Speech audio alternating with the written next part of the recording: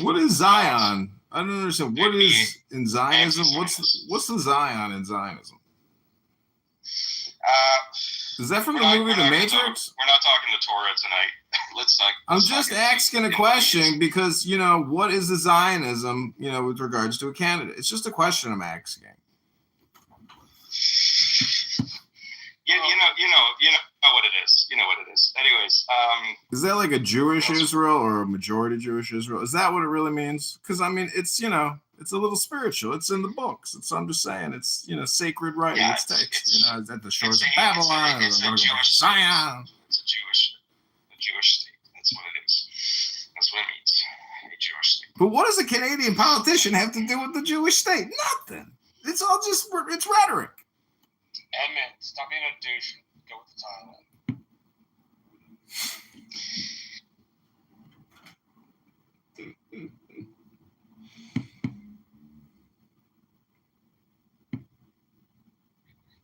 Yeah, sorry, comedian. I'm trying, but All right, so I'm gonna get in front of the computer here, so we'll get some more results. The votes are starting to come in. Again, we're looking at, I think it's 172 is the magic number to get the majority government.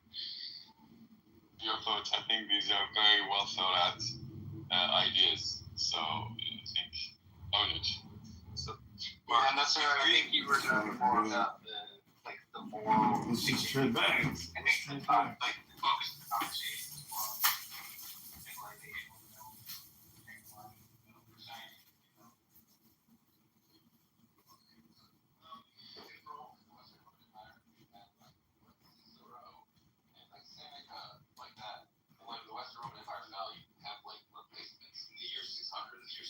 So quite a long time to like Erasmus. And so like when I look at big and powerful falls, yeah, better than bring it. Cover. And I think that's going on here. And then even once it recovers, it's not as though that like come to my place. It's not the same as its old visiting Rome is very much Rome, Western Rome, like alright, but I mean I've just never seen convincing evidence that the amount of trade and literacy and so forth in the Muslim world in the year 1450 was significantly different from 1250 or 1150. When was the Mughals? When was that? 1200s or 1100s. I think they were later. Yeah, 1200s. I mean, their peak, dominating Western India, I think that was a bit later, like 1500s. Mongols. Sorry, I thought you said Mongols. Yeah. Yeah, I think 1200s till about 1700s, I think, when the British fully took over. Because that was kind of a golden age in India. Like it was pretty good there. So. Well, I mean, yes, I think in the 1600s, the East India Trading Company had presence, but like very weak, subtle presence in India, and the Crown sent a message to like whoever who was managing the East India Trading Company, told them, look, can we add India to our colonial assets? And the guy's like, no, the standing army is 4 million people. They I think they had 2/3 of the world's GDP at the time. So India was very powerful and very strong during the reign of Aurangzeb specifically. But he was so powerful and such a micromanager that when he died, just everything kind of collapsed. It took about 100 years for the British to fully take control. But India, in terms of wealth, in terms of strength, in terms of economy, in terms of I don't know about actually scientific innovation, but like they were very powerful up until the late 1600s. Bro, India is not a joke, man. India is heavy. Medieval India was crazy. If you go look up all those temples, the architecture, my God. There's this one temple in Sri Lanka. It's like built on top of a mountain, and we don't even know how they were able to get up. There's some weird stuff going on in India, bro. I'm telling you, man. That's okay. If you know me, I don't think Ben always says that, but man, I don't think Sri Lankans are going to be happy with you calling them Indians. Well, I mean, okay, it was during the time, I think it was during the Gupta period. So it's the same sort of empire. But there's the Kailasa temple in India, and then there's that temple in Sri Lanka, the Shugura, I don't know how to say it, this Sigara. Just type in SUG temple, Sri Lanka. It's like on a mountain, bro. And there's no indication. How were they able to climb up? I'm telling you, bro, there's more temple structures. I think India has the most medieval temples in the world. Are you trying to suggest aliens, or what's happening? No, I'm just suggesting that the technology that they had to build that temple, the one in Sri Lanka, oh yeah, I'm looking at it now. Yeah, that's very impressive. Bro, you go watch the documentaries and see the videos, bro. It's. I almost fell off my chair watching that thing, because how do you climb up that mountain? Like, there's no ladder that you can use to. And how do you bring the stones down? Unless they had like some kind of flying device or something. It's ridiculous. Aliens, man, I'm telling you. It's ridiculous. But it just the world was a big place. The medieval times was a big place. And like, if you look at the rise and fall of civilizations, sometimes it's not so much that like they did something wrong for their golden age to collapse, but maybe they just when you're looking at something for a long time and you just get too familiar with it, and then somebody else will just come on and build upon what you started. And I think that's what led to the Renaissances in Europe. By the time you come to the 1500s, they already had the manuscripts from the Arabs, and they had manuscripts from the Greeks and the Romans, and people were trading, and they just built upon what these people were doing, and they took it to another level. It's like a progression almost. That's what I think happened. And then the Islamic sort of golden age you had to sort of take a bypass, go into the shadows, and then you start seeing the rise of the so-called Enlightenment, and then you have all these different thinkers in Europe. Yeah, but that's the thing. That's why I have a problem with this idea of a golden age, because when we say golden age, we mean a specific dynasty, a limited geographical location, and with relation to a specific observer as well. But like, for example, the Safavids, which came up at about the 1500s, the third leader, Shah Abbas, again, kind of left all the sectarian stuff, and he started, first of all, trading with Europe, but also like pushing into culture and science and innovation stuff in Iran around that time as well. So like, that's nothing to do with the Abbasids. And the same, the example that I mentioned of the Mughals, like, it's different periods, different dynasties, and different times. And even though they all shared like an Islamic ethos, even though some of them were Shia, some of them were Sunnis, like, that's why there is no such thing as a caliphate. It was just different dynasties that, reached their peak at different times and then kind of collapsed for whatever reason. Oh, I wanted to say something also about the printing press, because the in Baghdad, in the Abbasid, the Al-Hikmah al-Bayt, I was reading a book that said that they basically learned how to make paper from a family called the Barmakid family. It was like some family in Asia. Yeah. So they learned how to make paper from there. So then by the time you get to the printing press now, it's almost like, I'm sure somebody must have realized, okay, well, if we can make paper, I don't know how they did it. Surely now we can be able to start printing and mass producing, and then you had newspapers and so on and so forth. So that's just one more thing I wanted to mention before. But if you know about the Barmakids, if you're laughing, that means you know a lot about Islamic history. So conspiracy surrounding those guys. So the way they got paper was during one of their campaigns. They arrested some Chinese soldiers or something, or someone from China, and they had paper with them. And like the Abbasids were like, we want this, and so they made them train like local Abbasids how to make paper, and that's how paper came into the Abbasid Empire. But back to the Barmakids. So basically, when the Abbasid Empire came to power, it was initially a politically Shiite revolution. I don't know how deep to get into this, because I don't want to bore you guys. But basically, that's why the Abbasid Empire came from Iran. And so the first 2 or 3 leaders of the Abbasid Empire, which is Abu Ja'far al-Mansur and Abu al-Abbas al-Saffah, anyways, 2 people, they settled in Iran before moving on to Iraq. And while they settled in Iran, they made really close connections with this family called the Barmaki family. And they became their confidants. And so when Abu Abu Ja'far passed away, and his son Harun, who's like basically he's synonymous with the Golden Age. Yes, He was Harun Rashid, correct? Yeah. So when Harun Rashid came to power, he was very young. I think he was like 17 or 19 or something, so like really, really young. And so the Barmakis took over as kind of like caretakers. And until he became in his like late 20s, he was fine with it because he didn't notice a difference. Like he was so wealthy, but then eventually it reached a level where they were actually more in control of the state than he was. They brought like a 500,000 soldier contingent from Iran and settled them in Iraq, in Baghdad. So that basically he had no power. And so he spent, like once he figured it out, he spent 5 years trying to get as many of the like soldiers and generals and stuff under his trust and control as he could, who were like all Arabs, because again there was like a very ethnic or like a Persian versus Arab thing happening at the time. And eventually overnight he, like Harun Rashid, carried out a coup.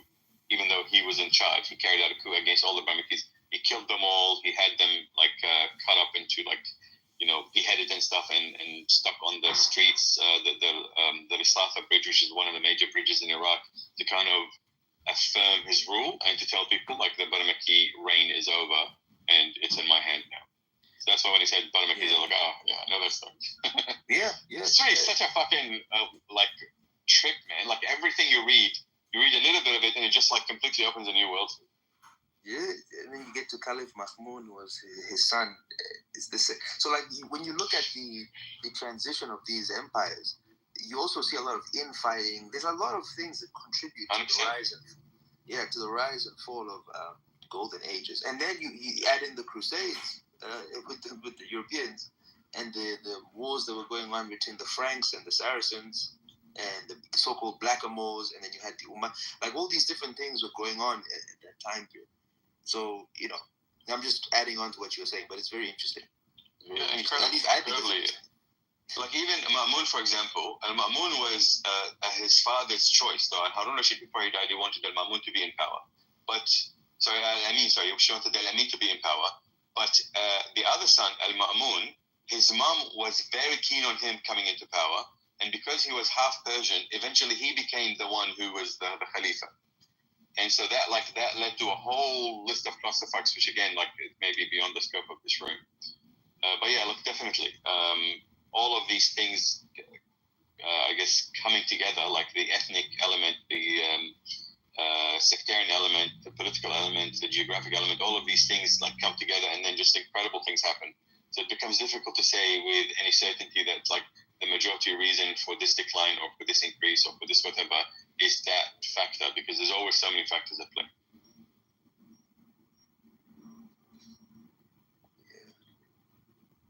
And if you come to today, obviously now these empires are gone and we have nation states and so on and so forth. But it's almost like we're beginning to see the rise of a new, I don't want to say a new golden age, but a new age is coming in. Have any of you read Sam Huntington's Clash of Civilizations? This book that he wrote in 19. I know the ideas.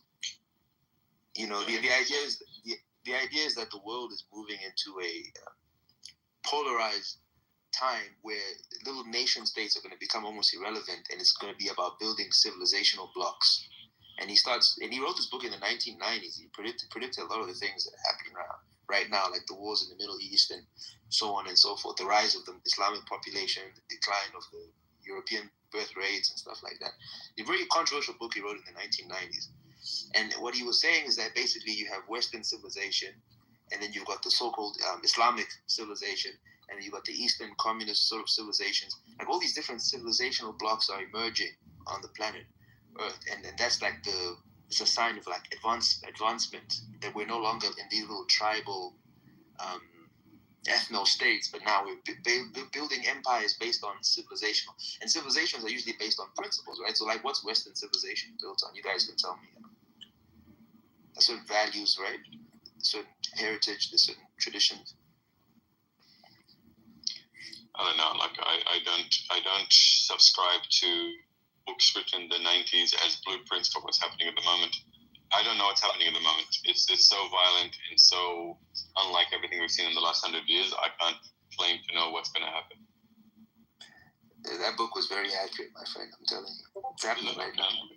I mean, you can see and what's happening in the West, and you guys would tell me you live in the West, is you're beginning to see the West is trying to redefine itself, and then you have this whole left-wing, right-wing dichotomy, and it's like a return to traditionalism and Judeo-Christian values, or we need to embrace a more pluralistic society with secularism and all the things that come with that.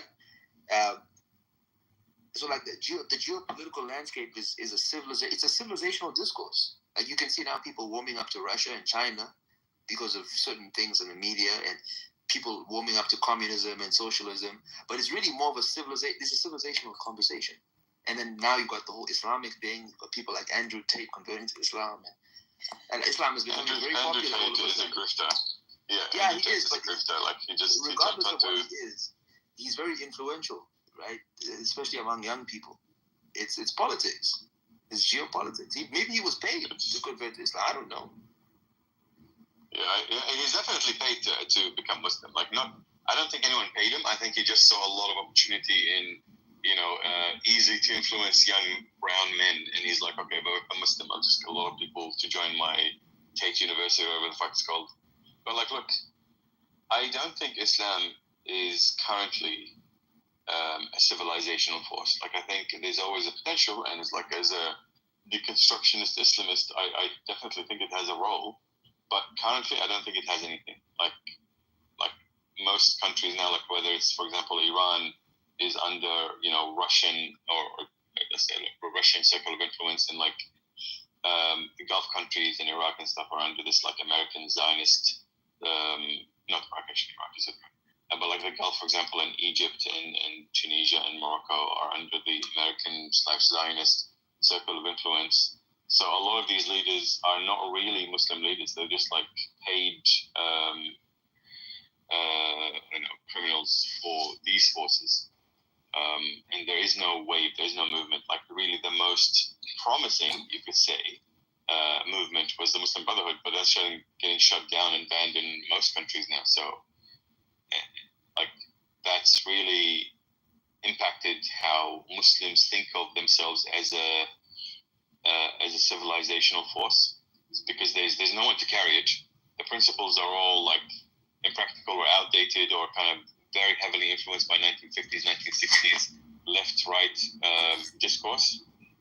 So like we need new leaders, we need new thinkers. I don't know how that's going to happen. That's why the Mahdi is here, Nasser.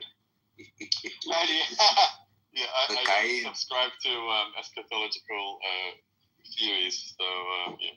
Sam knows him. Sam, you know the Mahdi, right? He's your friend. Yeah. Mark. Which one? The new one? Yeah, the new one. What do you heard about the new Mahdi, Mark? What's his name? That guy. The guy's got a TikTok account. There's a new Mahdi. I Googled his manifesto. He just seemed like a random crazy person. The guy with the beanie, right? He's always with a beanie. Yes, the beanie. Yeah, I love that guy. He's so good. I love his interviews. He's just like so wildly crazy. Like his claims are so ambitious. Like, well done to you for putting yourself out there. Yeah, he claims to have written some document, some hadith or something, where Muhammad wrote his name, that he would be the Mahdi or something like that. So the interesting thing about this, Ben, is this Mahdi doesn't use Sunni eschatology. He uses Shia eschatology. So a lot of the stuff that he claims, no Sunni has heard it because it's prevalent in Shia eschatological writings. And so, like, he uses terms that I've never recognized before. He mentions, like you said, the hadith and stuff, but, like, none of it we know. And so, I have no way of verifying whether or not, like, it's completely bullshit or not. But I'm just really enjoying the ride. Like, just the way that he takes himself so seriously. Oh, so good. It's fascinating to study, man. This is what they call the end times, right? The Abrahamic believers.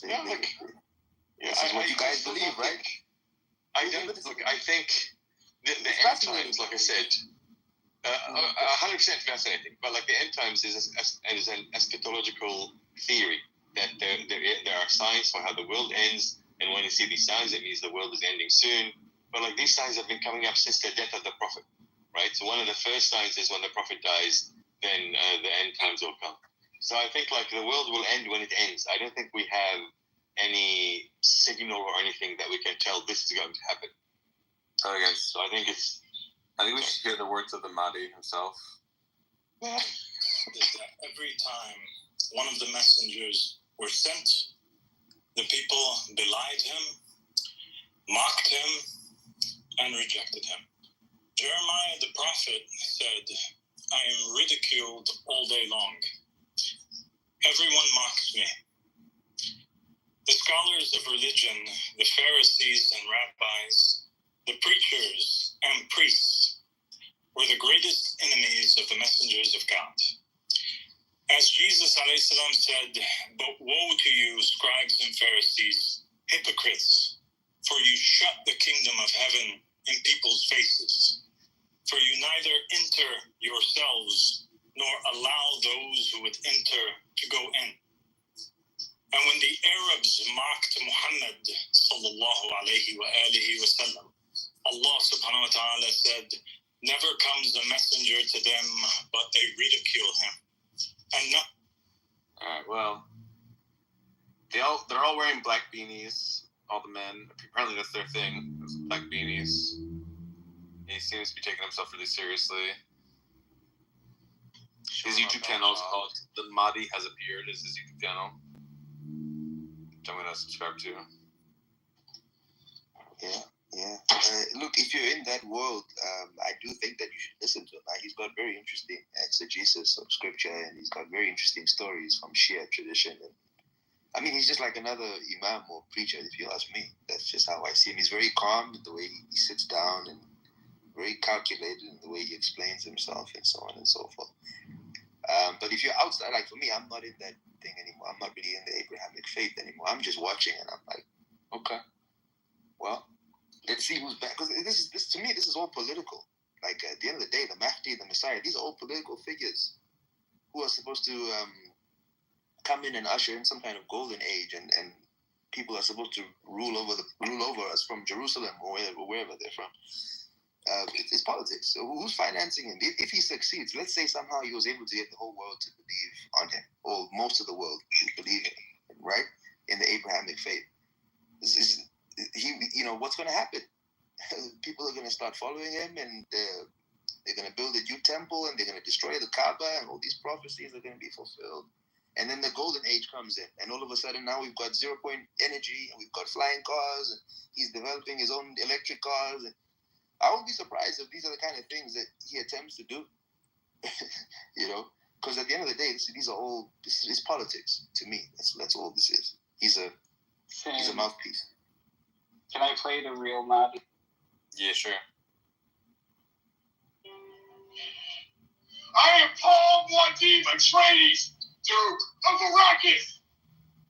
Ehudi Dima Estinani, Melisana Gai, Ruin Dimenaru, Ashidi, Ishak Gai.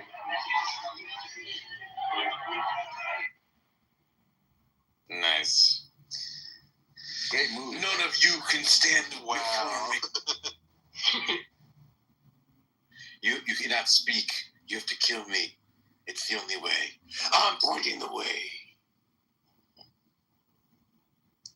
Yeah, man. It's very dramatic. But this is the world of most people. Most people are in this world. It's like I don't know how to explain it to you guys. Have you ever been a religious person? Because I was, and then I moved on. It's a very immersive experience. When you're in it, you think it's real. And it is real in some sense, but it's like on a spectrum almost. Like on a how do you say? Like almost like on a lower level.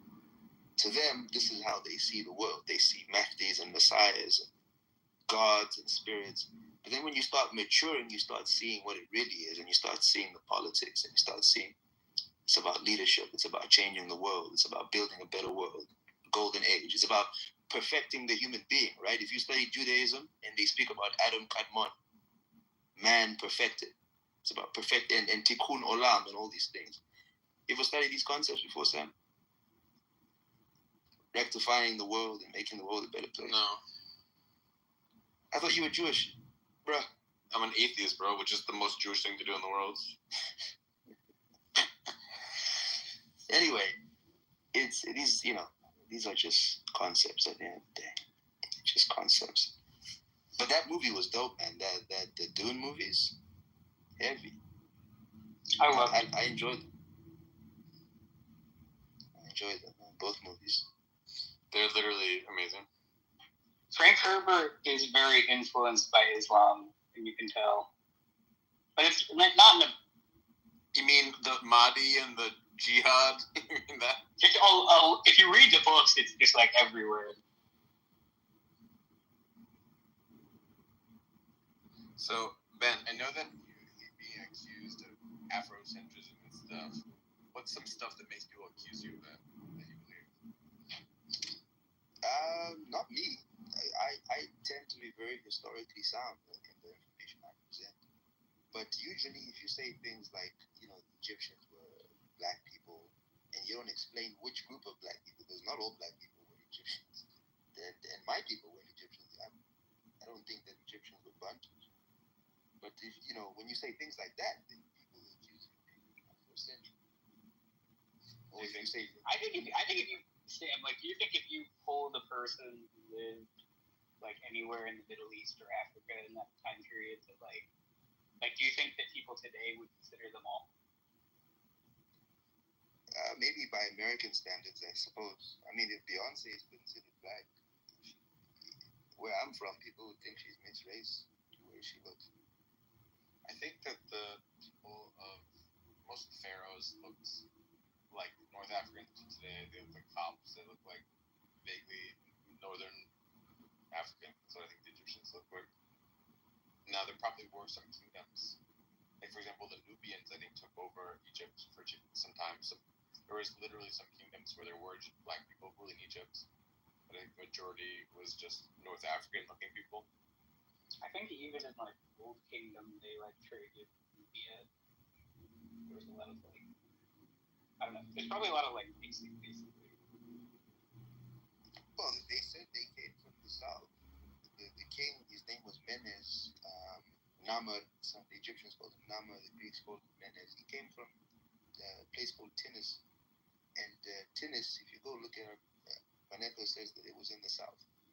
Ta-Nehesi, that was the name of the place. Ta-Nehesi. And it was the Kushite lands. And the first state that was established in Egypt was actually called Taseti, which is the same name that was given to the kingdom of Kush. You gotta admit they had cool swords then, right? Your sword man. So, yeah. Anyway, somebody's saying, where's this conversation going? This might be boring to other people who are listening. But, those are the kind of things that would lead people to call people Afrocentrics. Like especially the modern Egyptians. They get very annoyed when you say it. Because obviously the modern Egyptians, they look different from the murals that we see in the 18th dynasty and the 15th dynasty, the Temple of Luxor, and the DNA studies that have been done. The Egyptians were Nile-Sahara.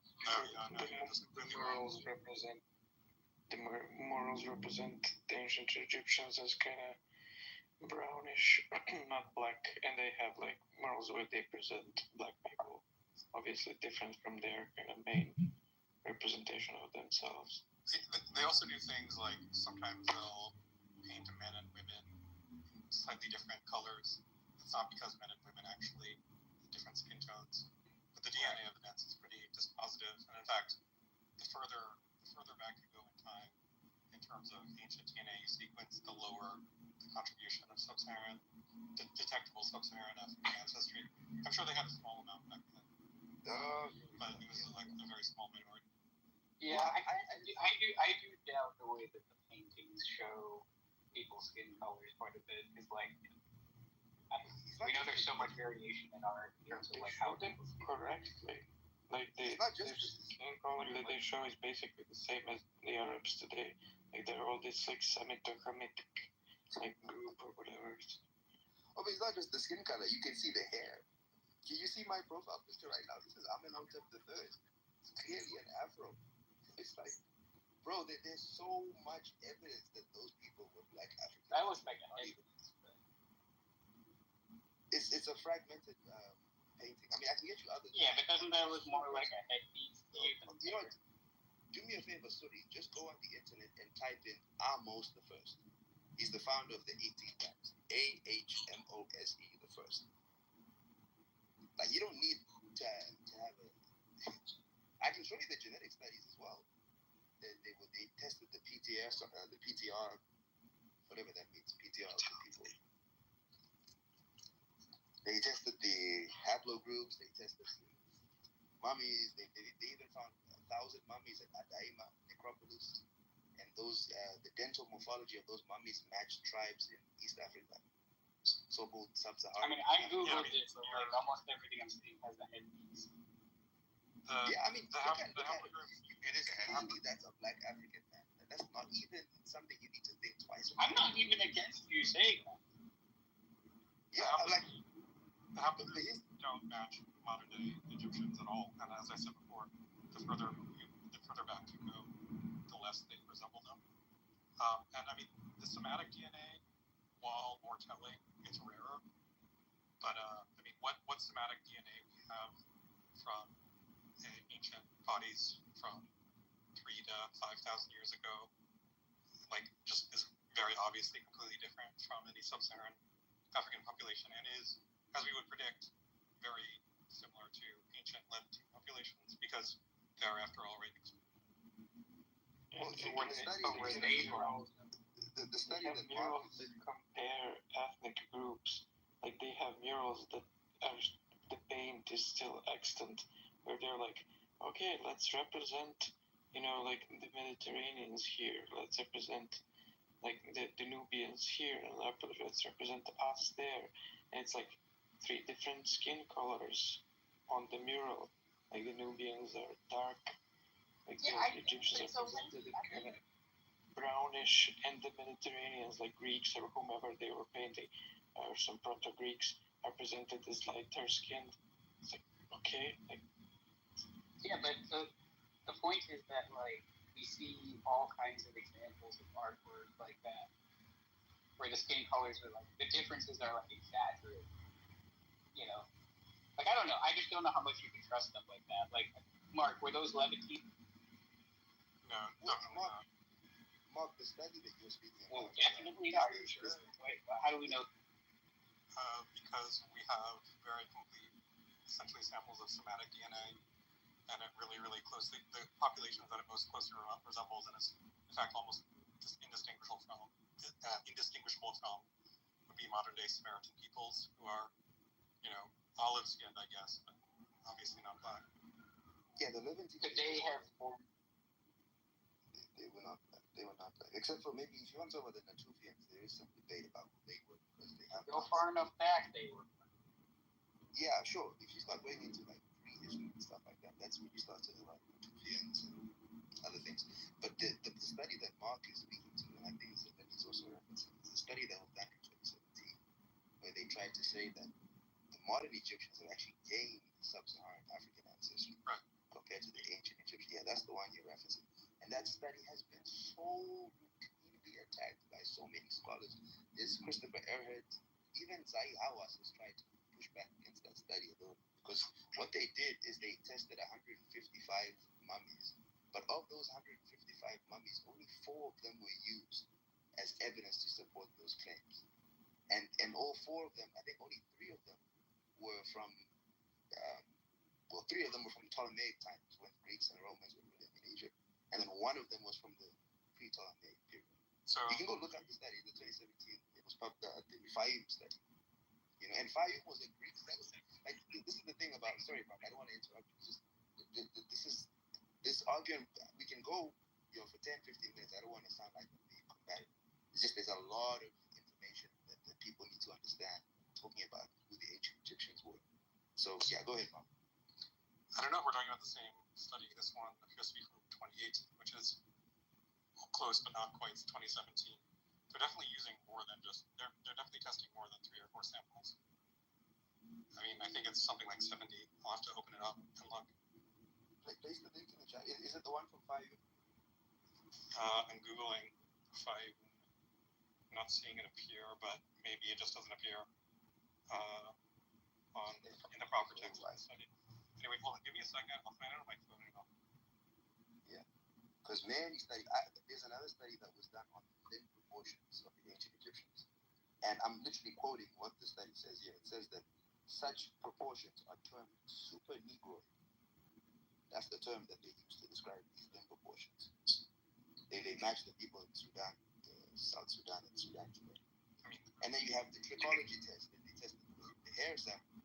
And then we have the melanin dosage test that Sheikh Abdul Diop did in 1960. So who are the people that you're referring to who are doing this, whatever studies you're referring to?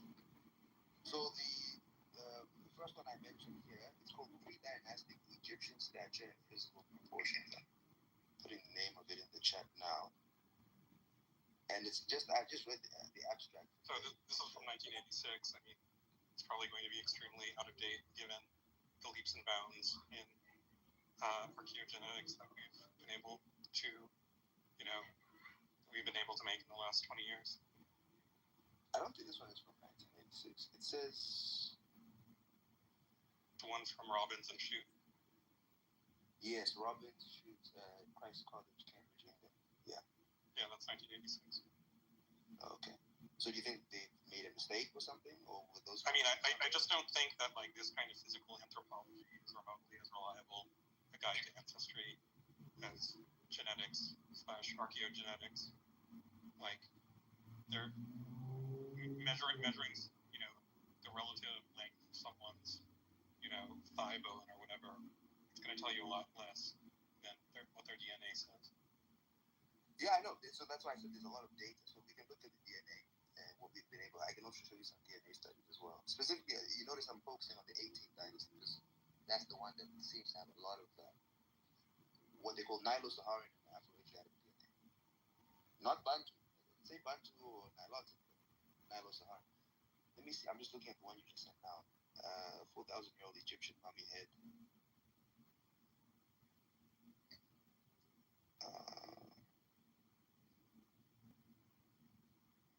Is this one mummy?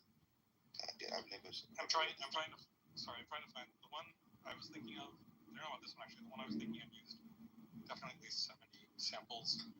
Trying to find it though. So I might take a second since I can't really talk and Google effectively at the same time. That's fine. And I got a new phone, so I used to have a whole list of studies that I used to keep up my mind. But then obviously outside of the DNA studies, you also have Herodotus, you have Pliny, you have all these ancient writers who were very unconfused about the ancient Egyptians. They grouped them in with the Ethiopians, said they had black skin, woolly hair, and so on and so forth. And then you have even the Bible said that the Egyptians are the sons of Ham. I mean, we have really realistic paintings, essentially portraits of ancient Egyptians from the time of like Pliny or so. They clearly don't look anything remotely like Nilotic peoples. Well, okay, so now we're talking about the Fayoum portraits, right? From the time of let's just say maybe 200 AD, 100 AD. Something like that. I mean, that's not very far off from Pliny. Right. Those are the Fayoum portraits. And I agree that those ones actually look like modern Egyptians, some of those ones. But there's other ones that people don't look at. See, the ones that people show are the ones that look like modern Egyptians. But there's other Fayoum portraits that look very much like the Nubians in Aswan and Nubians in Sudan. All right, sorry, I apologize for interrupting, but I found on my computer the study I was looking for was different, although it has partly similar cohorts. Let me find it. Egyptian nature communications. This one is in fact from 2017. Hold on. Yeah, that's the one. It's from 2017. The one with Schumann. Schumann, yeah. Yeah, Schumann. So if you read that paper, what they'll tell you is that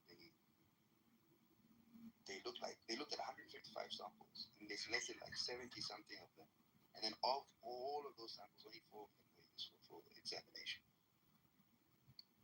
You gotta read the whole study and you see. Like the one I'm looking at here says 90 mitochondrial genomes. Where is it now? doesn't say that. Sorry, let me just. My screen is frozen.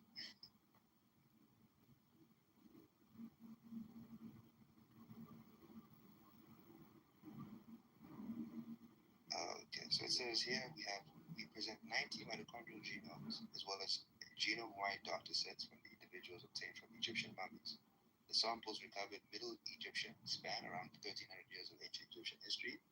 Our analysis revealed that ancient Egyptians shared more ancestry with Levantines, yada yada yada.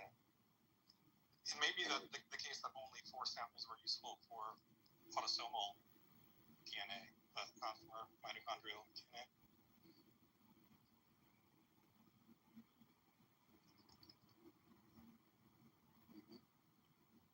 Maybe Even that, I'm not. I assume it was for everything, but there were only 4 that were used for everything.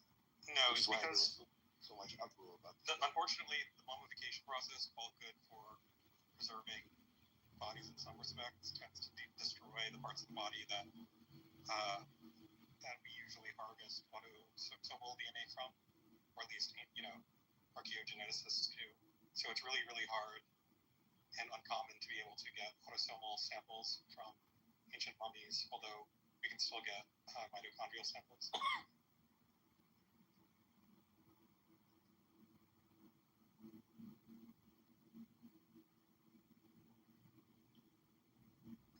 So, did the Kushites only conquer Egypt once during the Napata period? No, Kushites founded Egypt. As I said before, Tasseti, the first state in Egypt, was founded by Kushites. Nama was from the south, or Menezi was from the south. And then, Go ahead. sorry. Sorry, I didn't mean to interrupt. Go ahead. So that was the first time. And then I think there were subsequent dynasties. I think it was the 5th dynasty. Libyans have always had a heavy presence in Egypt, but then the most famous one is the 25th dynasty. That's when Tahaka came in. And that's when even mainstream historians will say, yes, that's when Kushites finally came in and conquered Egypt. Yeah. That's 744 BC, 25th dynasty. That king was famous too. Tahaka he's even mentioned in the Bible. So it seems that in this study, they have 90 mitochondrial samples that they're comparing with, a comparable number of modern-day Egyptian and Ethiopian samples. Right.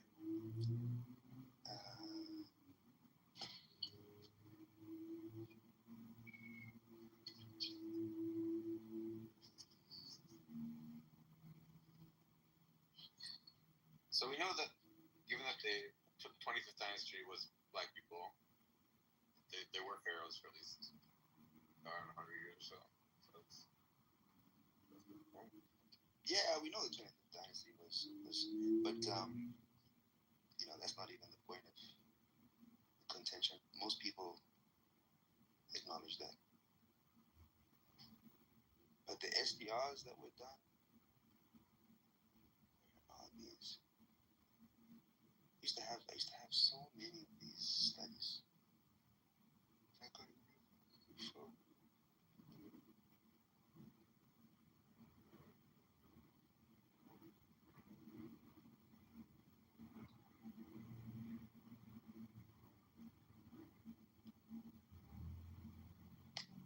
Yeah. So anyway, I mean, short answer to your question, that's why people end up accusing.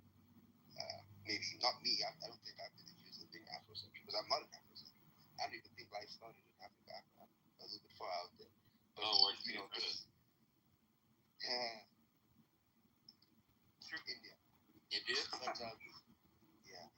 But before we get, that's more of a personal belief. It's not something I can necessarily prove empirically. It takes a bit of time. Do you think Sanskrit is where the Proto-European languages started? Like, do you believe in out of India theory as opposed to the Yamnaya invasions from?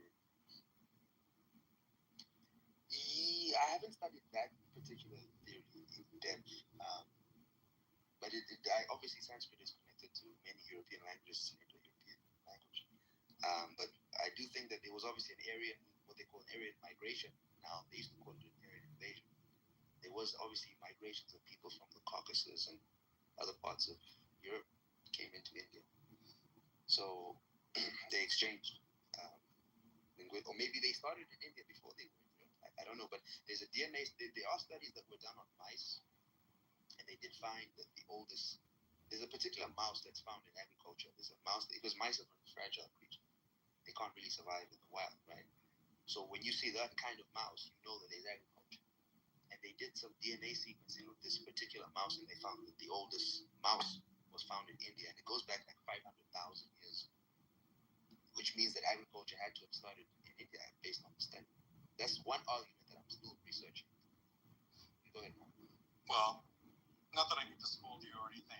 I don't care or think it ultimately matters that much, but you do seem like a bit of an Afrocentrist to me in that you want to claim various civilizations for, sub-Saharan African ethnicities that were not in fact sub-Saharan African in ethnicity, and want to claim,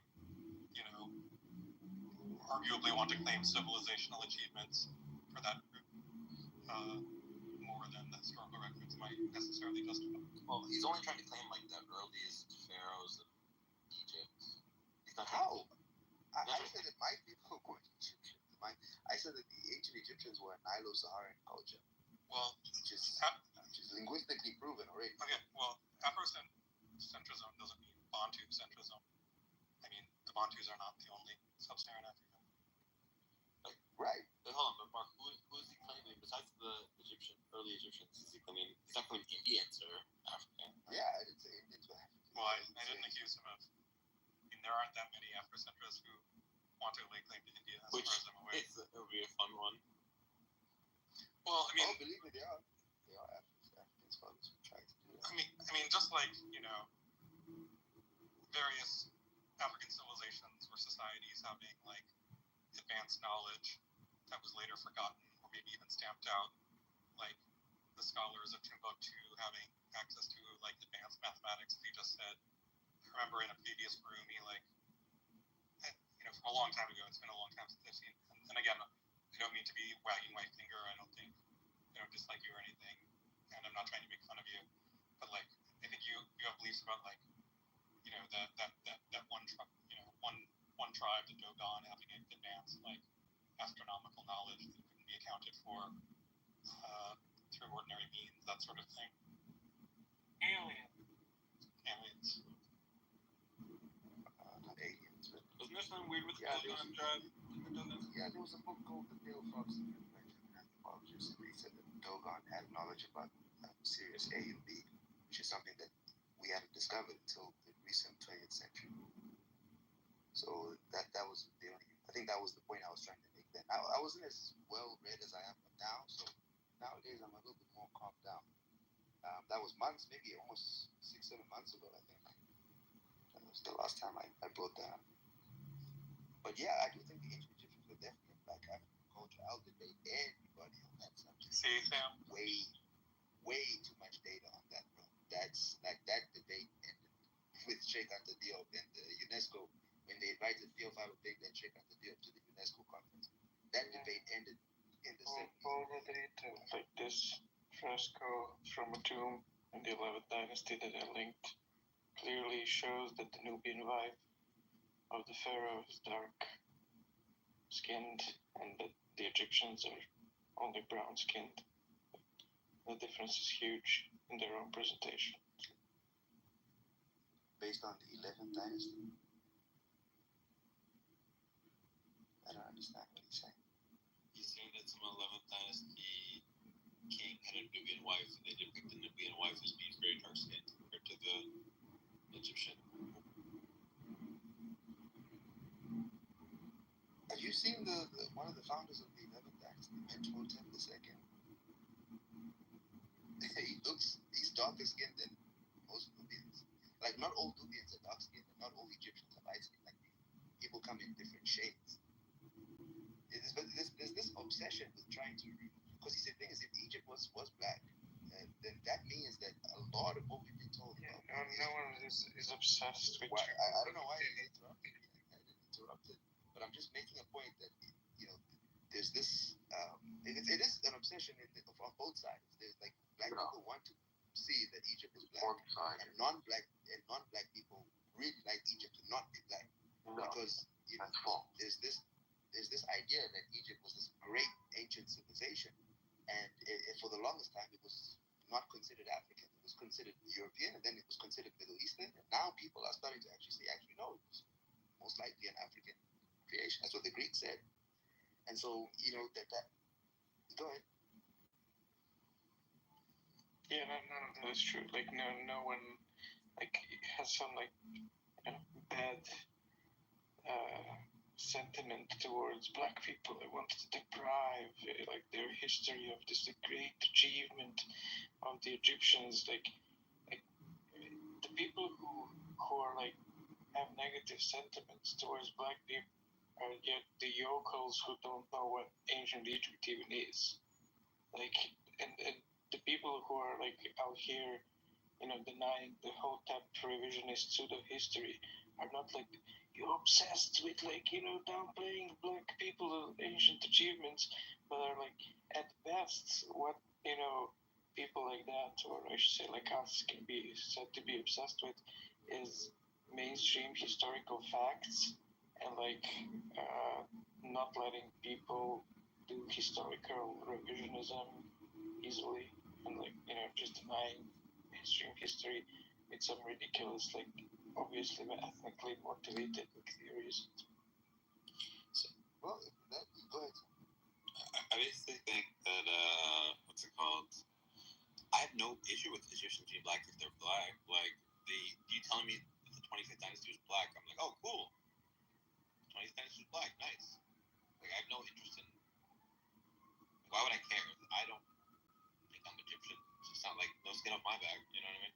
So I'm pretty sure most people who are really into ancient Egypt and who are going to deny this kind of Hotep or Hotep adjacent narrative, are also going to be into, pointing out some interesting facts about sub-Saharan civilizations that are never talked about.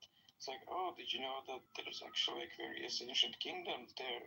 That they had more advanced metallurgy in sub-Saharan Africa than in the Middle East. The Iron Age came there way before, on the historical timeline that it did in the Middle East and above.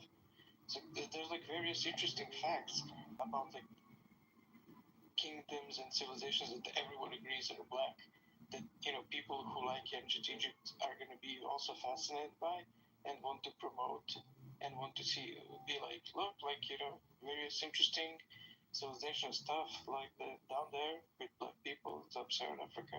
But so it's there is no motivation among these nerds who like Egypt. Oh, we want to deny that black people were actually the Egyptians. It's just the fact that the Egyptians weren't black, they were brown.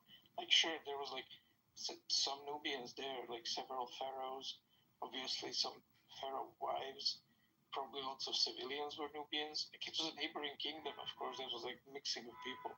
But whenever Egyptians present themselves visually, they present themselves as brownish people, obviously distinct from Nubians, taking the typical kind of image of one and the other.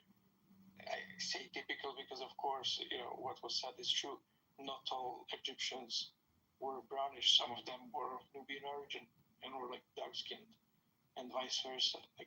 Of course, yeah. But the fact is that the vast majority of them were not black people. They were brown.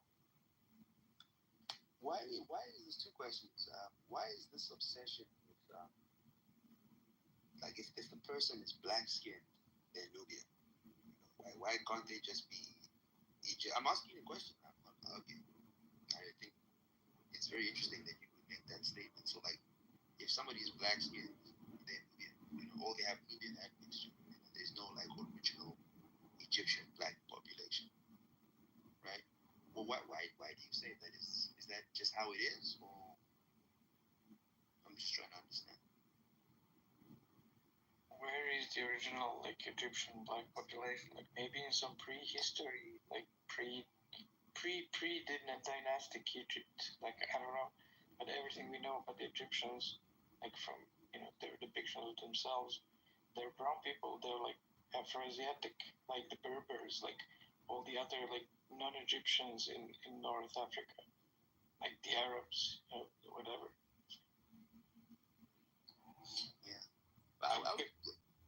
Go ahead. I'm curious about your India theories. That seems like less contentious. Do you think that humanity started in India, or that civilization started in India? Well, this is obviously not something that I can empirically defend. Just give me your guesses. Yeah. This is just my own personal beliefs. I think that possibly humanity started in India. Possibly. So, one reason why like Darwin thought it started in Africa before we had any sort of DNA stuff was just that's where the great apes are. So we probably evolved near where our closest ancestors live. What do you think about that? Just that basic of an Nazir. Yeah, because of the great apes and the hominids and so on. Yeah, I mean, like we obviously are very closely. We look a lot like chimpanzees. So like probably we evolved near where the chimpanzees live. Doesn't this just make it too? Yeah, I mean it's a good theory. It's a leading theory that doesn't deny the veracity of those claims based on empirical data. I think that the reason why I would reject that is because I have more out there beliefs about what the human being is and where we came from. Because I have so much respect for the spiritual traditions in India, I tend to sort of go with those kind of the information that appears to have come from there. That we had different shapes and sizes, and that there were like even etheric forms that we had, green-skinned people, and these are like stories that I've read from Indian texts, the Puranas and the Mahabharatas, and then even the theosophical texts that emerged later from Blavatsky and so on, other people.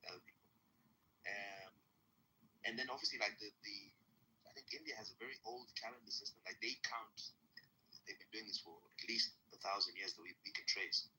They trace humanity going back 300 trillion years. Like, what?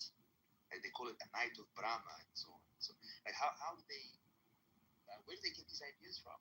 It could be that they just made it up, right? Which is what I guess most empirical people would do. But I tend to think that there's a lot more to the picture. And I won't lie, a lot of this is also coming from theosophy, which is I do tend to take Blavatsky's information very seriously. Things that she said she learned in India, Tibet, the root races and stuff like that. But these are just my own sort of beliefs. These aren't really things that I go around trying to defend. So I'm sharing them because I think that you're a cool guy, Sam. I know people are listening to me right now. All the credibility that I had gone out the window. No, I think and the way, like you see, like the way people engage with Mark, I want that kind of respect. That's actually why I stopped going into some of those other ones, because I tend to share too much of myself, and then people stop taking me seriously. So sometimes I wish that people would engage with me the way they engage with Mark. But yeah, that these are some of the reasons why I take India very seriously. And then there's the study I found on mice as well. And I do think they also say that the oldest language in the world may be Tamil. I don't know how they figured that out, but What does it mean? Tamil is. What does it mean for one language to be older than another? It could mean that those people are an ancient culture, right? Their language is the oldest. I don't understand what it means for language to be older. They're like clearly Tamil has evolved from pre-Tamil languages.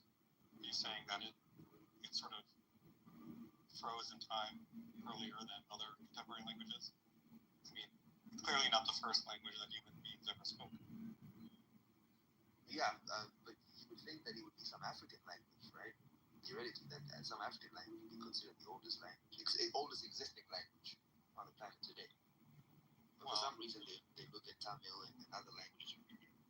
I mean, again, it's not really clear what oldest existing language means. It might just mean the language that has existed. I mean, the language that has more or less existed in terms of mutual intelligibility for the longest.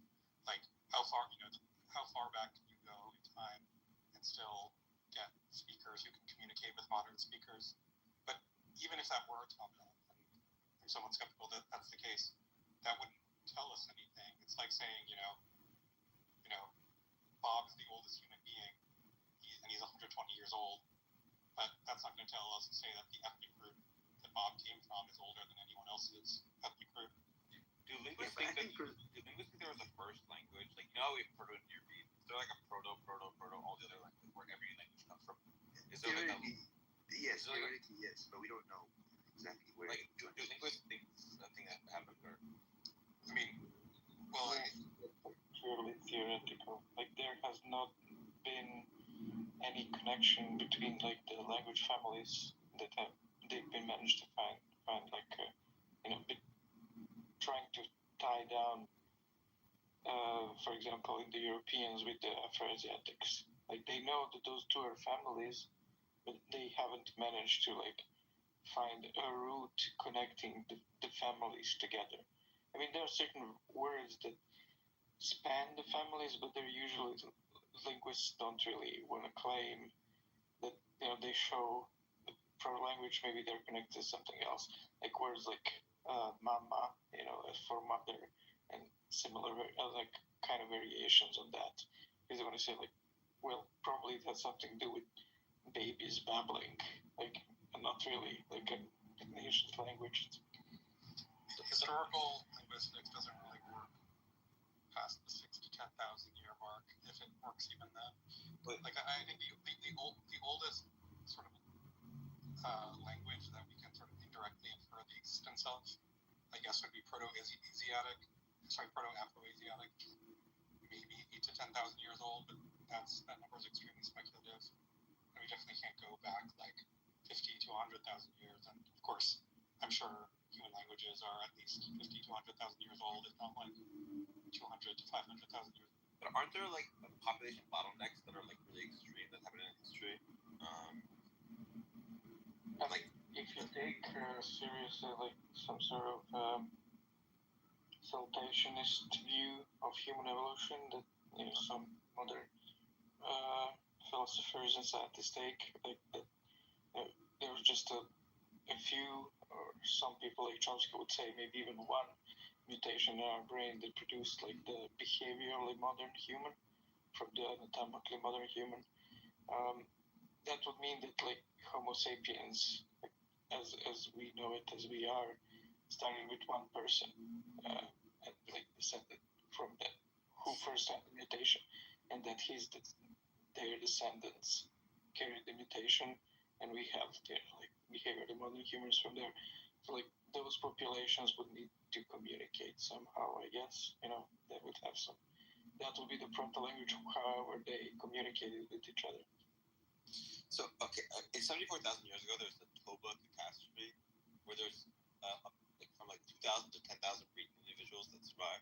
I mean, this is debated, but it's like a thing that's, and if that's true, then like a bottleneck of that sort should cause there to be just a. I mean, I guess the 10,000 don't have to breeding individuals don't have to be isolated, don't have to be in the same place. So I guess it doesn't need to be that there's the one language. There is like a weird, I remember way back in high school, professor mentioning some analysis that's like very, very loose, like it's not really a basis for anything like a strong claim. But they did like an analysis of vowel evolution. They kind of took their best theories in how vowel evolution functioned in various European languages, like from the Proto-Indo-European and then Indian languages, and saw this kind of like similar kind of best theories. Okay, we have like some Proto-Afroasiatic, how the formation of the words, how they're pronounced, develop throughout all these languages that are Afroasiatic, and they took some kind of vague generalities in those processes of evolution of like word formation and vowel formation, I guess. And then they kind of did some analysis to try to see which kind of languages had most development and which had least, and allegedly that mapped on to the typical kind of view of the journey out of Africa. The most development of like kind of, I think the criteria was basically came down to like specialization of vowels, where like you have the American, natives, and especially Hawaiians, for some reason, having the most kind of quote unquote developed languages, meaning like the most far off from what's considered to be the original kind of communication of humans, whereas the Africans, sub-Saharan Africans, have the quote unquote least developed, presumed to be the closest to the original communication of all those humans in terms of like their the way that the words and the pronunciation of words work, like doesn't have as much as quote unquote refinement. Again, so that none of this is like value judgment refinement in the sense like aesthetic or something. It's just like they at least conjectured that as humans move away, when you have like a new community moving away and away and away, they have more freedom to make their like language simpler, the words, the letters, the syllables, and they do that. That was kind of the gist of the idea, I guess.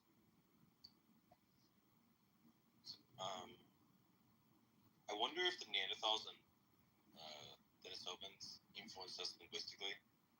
That would be pretty interesting if that happened. But if Chomsky is right about his mutation in the brain producing our universal grammar kind of thing, probably Denisovans and Neanderthals didn't have language. Probably they had like some animal level communication, like grunts that reference bushes or danger, and that's that kind of thing. I mean, saltation is very rare in evolution, and so just on priors, you should think probably not. Oh, I disagree. Like I think like Evo Devo like showed that actually most evolution was saltations. Oh man, this is wild.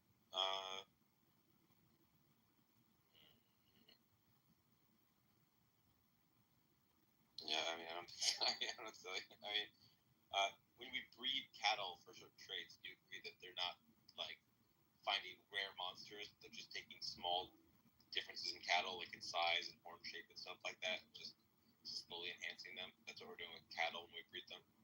Well, I mean that's low level messing with DNA, but what they found out in Evo Devo in like recent decades is that like lots of evolution. I mean, the main point is that like there's peripheral genes and there's regulatory genes, and the regulatory genes function as if you had one of those like books, choose your own adventure. Like if you make a fork on that part, like it changes a huge deal down the road. And so when mutations happen on these regulatory genes, like that leads to some pretty big changes. And so, for example, one of the big changes in understanding of evolution that in earlier times, what they called like concurrent evolution, I think in English, they were like, oh look, there's this branch of evolution, and here they developed eyes, but these relative of theirs, like they don't have eyes. But look, this other branch of evolution that's not connected to this previous branch, they also developed eyes. Curious. It's like, and their predecessor didn't have eyes. How did that happen? Like, evolution just randomly developed eyes here and randomly developed eyes there. And then they saw that actually, like, all bilateral animals have the same set of regulatory genes. It's like set of, I think they're called hex genes, like when you Google to see more about that. Or yeah, something like that. And they saw that actually this like from which all bilateral animals come from already had like kind of like set up for things like eyes, appendages like legs and wings, etc. And like all of the variation in all bilateral animals that exist comes down to just like shifting the regulatory genes that we all share. So it's like what they saw is that these concurrent evolutions weren't at all like, oh, they gradually developed eyes here, and just so happens on this other, branch of the evolutionary tree, they happen to also evolve eyes there. Nope, like they were both saltations because a mutation hit the same regulatory gene that's there, like since this like worm. So one thing that your model has to account for is why we have like in linguistics there's like phonology, there's semantics, there's syntax, there's pragmatics. We seem to have the psychology related to all four of those different domains of linguistics, and one mutation doesn't seem plausible sort of thing that could give us different psychological relationships to those four different domains. You know? Yeah, that's it's a bit of maybe stretch. Yeah, but I mean, Chomsky's proposal for what the one mutation is what he calls or the effect of that one mutation is what he calls the merge function, which would basically be like our ability to form sets.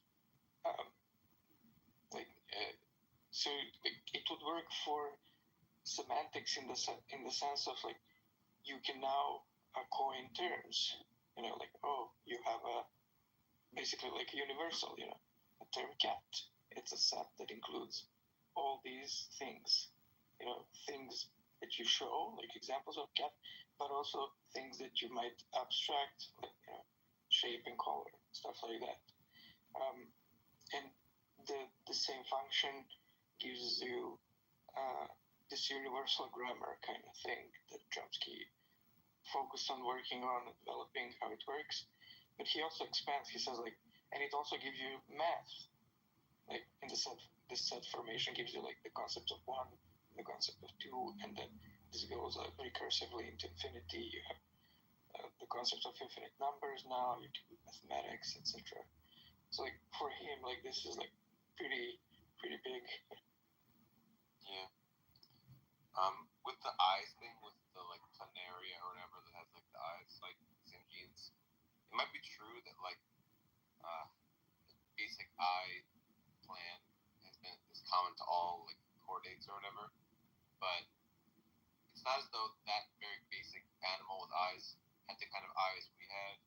You still needed to mutate them to like give them eyelids and irises and pupils and eyeballs. Like, you know what I mean? Like, our eyes are nothing like that sort of like proto-eye having ancestor. So like there had to be tiny mutations along the way. You can't just turn on the regulatory genes and boom, you get an eye. Yeah, those things would not be saltationist. I mean, like the UDO stuff doesn't say like all acquired traits are saltations, but it says that actually many of them are, and lots of the ones that we thought, we're like, oh, isn't it neat how this gradually here like turns out that they were saltations. I mean, there's all those weird stuff, like from that song, that example that where I heard it first time of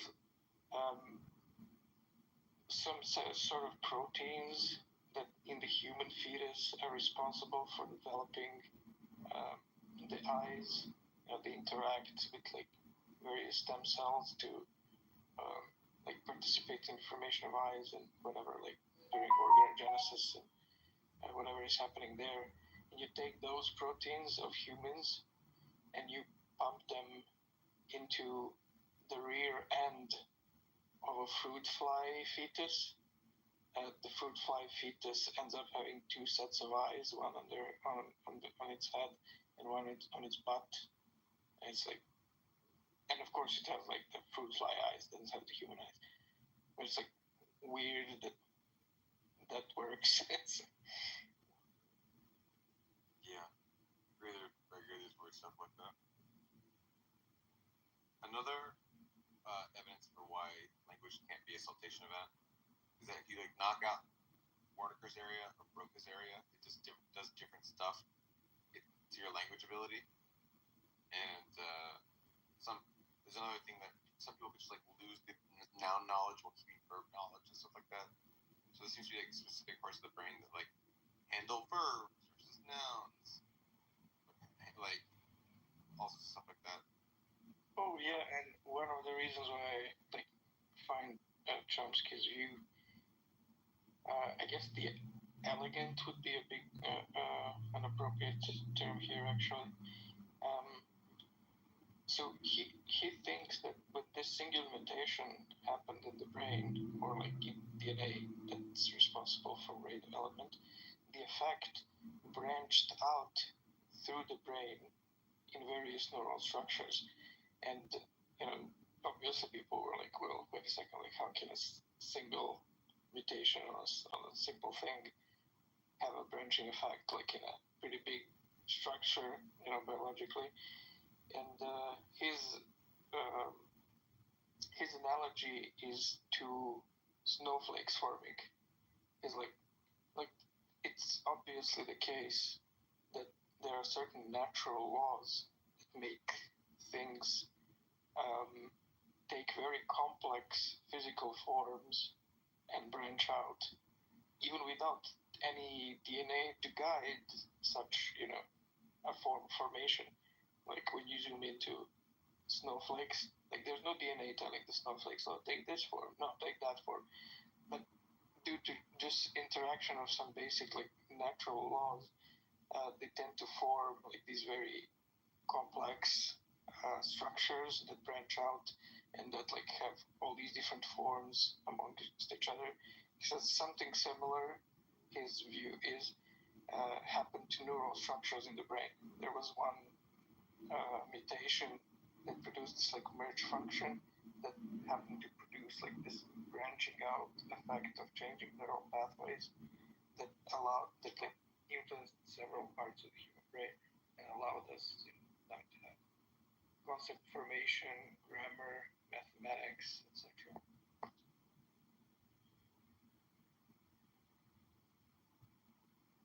Mark, I see you're battling about Cleopatra in the chat. You wanna just on mic make your case? I mean, Cleopatra in particular, her sort of ethnic identity is one of the more She's like Afrocentric debates because, like, she is like way more indisputably not sub-Saharan African or what have you than, you know, some early Egyptian dynasty. She's from the Greek guy named Ptolemy. Like we know who the guy she's from. Who said she was a sub-Saharan African? I don't think anyone has ever made that claim, even in the Netflix documentary. Well, people do. The claim is that she was quote unquote black, and that term, like I said to you before, it's different groups of people that are considered black. But the idea is that she was possibly, I mean, I don't even know for certain, possibly she had some Egyptian ancestry. I'm trying to look up her family line right now, but I think we only know about the Ptolemaic line. We don't know about her mother's side. And there was a study that was done by, I put it in the chat, where they supposedly found remains of her sister, indicating that her mother had African ancestry. Well, This is actually how it started. This is a very old BBC article.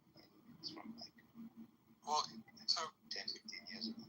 it's true that there's a distinction to be made between Black and Sub-Saharan Africa, but I think I'm using Sub-Saharan African because I think the overwhelming majority of people in that era who you would call Black were in fact Sub-Saharan African, and in particular the ancient Egyptians of the Hellenistic period or the Roman period were clearly, you know, the overwhelming majority of them would not have been what you would call Black. I mean, maybe there were some, you know, people in the South who were like, you know, maybe some of their territory would collapse with modern day Sudan or something, and you would consider them Black. But those aren't the sorts of people that I think would have been common Egyptians. And moreover, I don't think that the common Egyptians were Cleopatra's ancestors. First of all, the mother of that princess Arsinoe that we're talking about, I think it may have been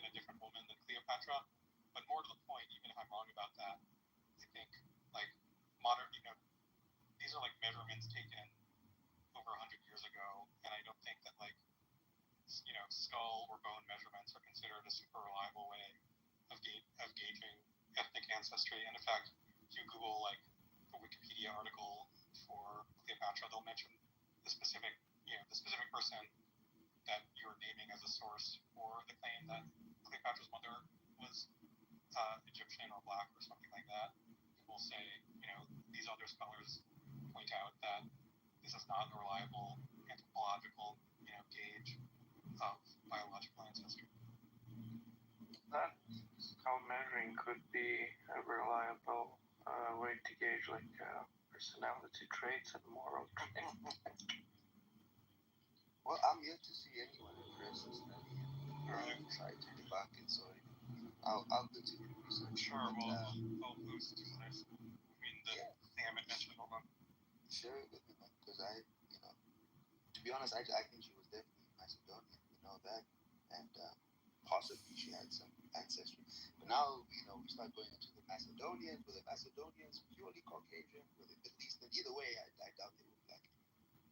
But, the fact that this woman in my bio, I don't know if you can see my bio, she's the one who was casted to play Cleopatra. The fact that her playing Cleopatra was controversial. If you ask me, I think it's totally ridiculous. I think it's more than likely the Macedonians did look like her. Maybe they shouldn't have called her black. That's what people should have said. To say that she doesn't look like Cleopatra, it's obvious what the issue is. People don't like this idea that it seems like we're trying to sub-Saharanize the civilized world of antiquity. People don't like the idea that because they think it's ahistorical, and I also think it also sort of bugs them that these primitive sub-Saharans think that they can just claim other people's history. I get that I would be frustrated too, and I do get frustrated. That's why I have a problem with the Hebrew Israelites and all these other crazy. But the facts are the facts when it comes to ancient Egypt. And one thing we do agree on, Mark, is that during the Hellenistic period, I don't think the majority of the Egyptians were black. And it's actually what's his name? Is it Pliny? There's a source that we have where they say that during the Hellenistic period, there were 200,000 Egyptians who fled south because of the invasions that were coming into Egypt. So we know that people fled Egypt and went south, by the hundreds of thousands. So I won't be surprised at all if it's no longer black anymore. But of course, there were still black people there. It's no longer a majority. So, the reason I rankle at this is not because I think that black and or sub-Saharan African people were more primitive than Egyptians or other civilizations, and thus it's unfitting for the one to claim the legacy of the other. It's just because it has nothing to do with primitiveness, whatever the word is, or advancement. I just don't like, obvious rewriting of history in really, blatantly ahistorical and scientifically illiterate ways. And I think that's what most of these claims amount to. I'm going to say primitivity. I'll have to Google it. I'm busy on Wikipedia at the moment doing what I said I would do. If you are interested in some more data, Mark, I'm more than happy to send you some documentaries and some studies. Because I do have them on my laptop. I don't have them on my phone anymore. If you are interested, because a lot of people, they tend to combat me on this, and then they just leave the subject alone. But if you are interested in the truth, and if you are looking to see what the other side of the argument is outside of a Netflix or a YouTube video or some Metatron, I don't know if you know Metatron, he's a very famous YouTuber who does history videos. People don't actually look at the argument that people are making for the Africanness of ancient Egypt. So if you are looking for it, I can share those sources with you. Because it's heavy, man. This is just way too much data, in my opinion. And of course, what do I know, right? I've already kind of discredited myself because of some of the things that I do. But have an open mind. That's all I can say.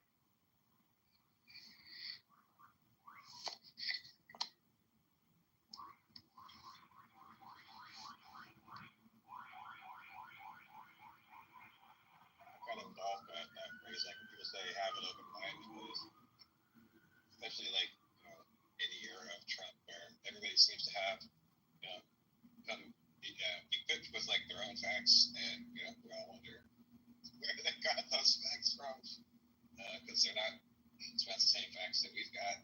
I don't know, so it makes me feel weird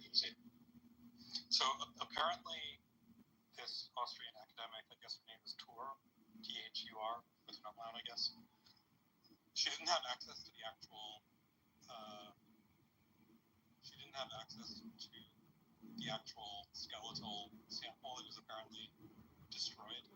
Rather, she was going based on notes of measurements from like 1920, which was probably people were, modern forensic science hadn't been invented and people were less careful now. But I just don't think that there's consensus that this, even if we knew that the 100-plus-year-old notes of certain measurements that this academic is drawing from were actually accurate, I don't think there's consensus that this is a good or reliable way of determining ancestry. Yeah, you have to collect a whole bunch of data. We also have medieval depictions. Funny enough, actually, medieval depictions of Cleopatra, how people in medieval times thought she looked like. And she's depicted jet black. I mean, obviously, that's not. It's very little. It's lower down on the scale of evidence. But obviously, all these things add up. So we need to see what else was there. But if she didn't have any Egyptian ancestry, I doubt that she I think that's the major thing. Was she partly Egyptian, or was she partly on her mother's side or something like that? That would be the only way to really substantiate the claim. Either way, I'm neutral on it. History and what race to cast. Say that again. Say that again. It feels like there are more pressing questions in history than what race should we cast Cleopatra in. Well, Cleopatra, sure, but when it pertains to race and history, I think it's a very, very important subject because I'm sure many of you already know this. For the longest time, it has been presented to us that certain groups of people have been a footnote on human history, that they've made no contributions, that they were not involved in any of the major empires that developed what we today call civilization, that contributed to the honor. Like there's just been all these lies about civilization. I mean, especially if you go back to 50, 60 years ago, Egypt was considered a white European civilization, and we just forget. Like things are constantly evolving. It's incredible, man. There's more pyramids in Sudan than there are in Egypt. Most people didn't even know that until like recent times, but they're there.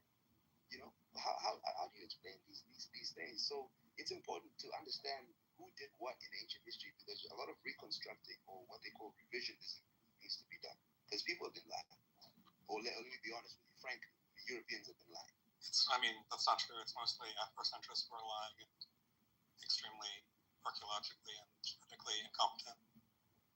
For example, enlisting medieval depictions of Cleopatra, that's not going to tell us anything about how she looked. And I don't even think what you're saying about that it was consistent, that they consistently portrayed her as black. I haven't looked into it, but I doubt that's true. Like maybe some of them did, but I doubt that would be a totally consistent thing.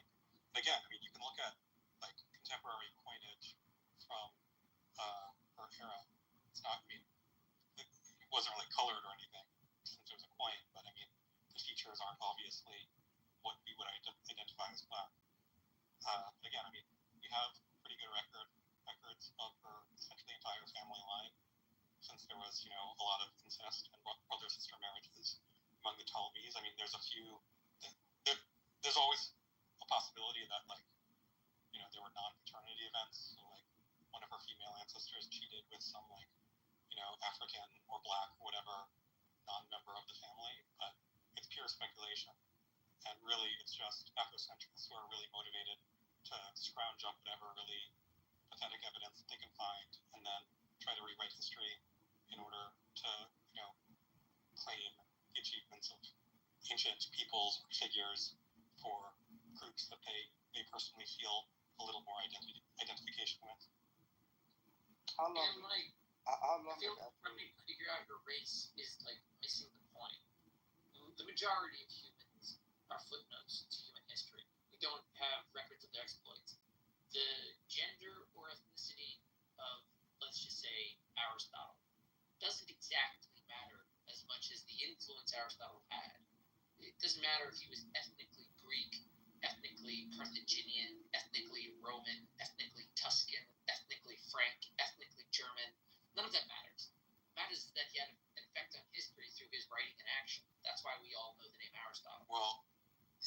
race. It might not matter to you, but it matters to some people. In particular, it matters a lot to Afrocentrists. They care about it whether or not you think they should.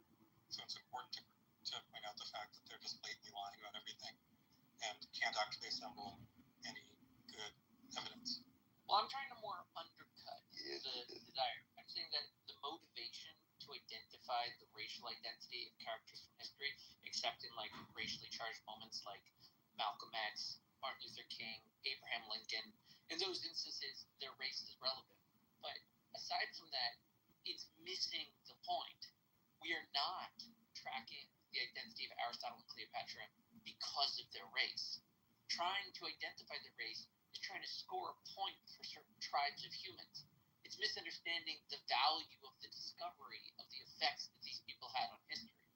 We're identifying their name. Yeah, well, I would say that I need to jump in at this point, the Afrocentric, because Afrocentrics have not been dominating academia for the last 300, 200 years. no one is. I'm not sure how you could accuse Afrocentrics of lying. And Afrocentrism is literally a response to Eurocentrism. I don't agree with Afrocentrism myself, but to claim that Afrocentrism are the only one, the Afrocentrics are the only one lying when literally Europeans used their reconstructions of history to justify going around enslaving and colonizing people. It's totally, well, it's just false to the end of the day. I think But on what Zed is saying, on what you say, European consensus. The Europeans are not in concert. They are in war with each other most of the time. They have we're not saying all Europeans. I know, not all. They're tracking history. I know. They are all white people. independently tracking history. If they agree with each other, that indicates a consensus. That's fine. The point is, it's important to understand the race of people in certain histories because history unfortunately has a political dimension to it, whether we like it or not. Because what we understand about history affects how we understand the present. So if we found out that historically one of the greatest civilizations, probably in ancient times, which is ancient Egypt and possibly even Nubia, if those two civilizations were both Black African, that should change our complete perception of what we think about African people today.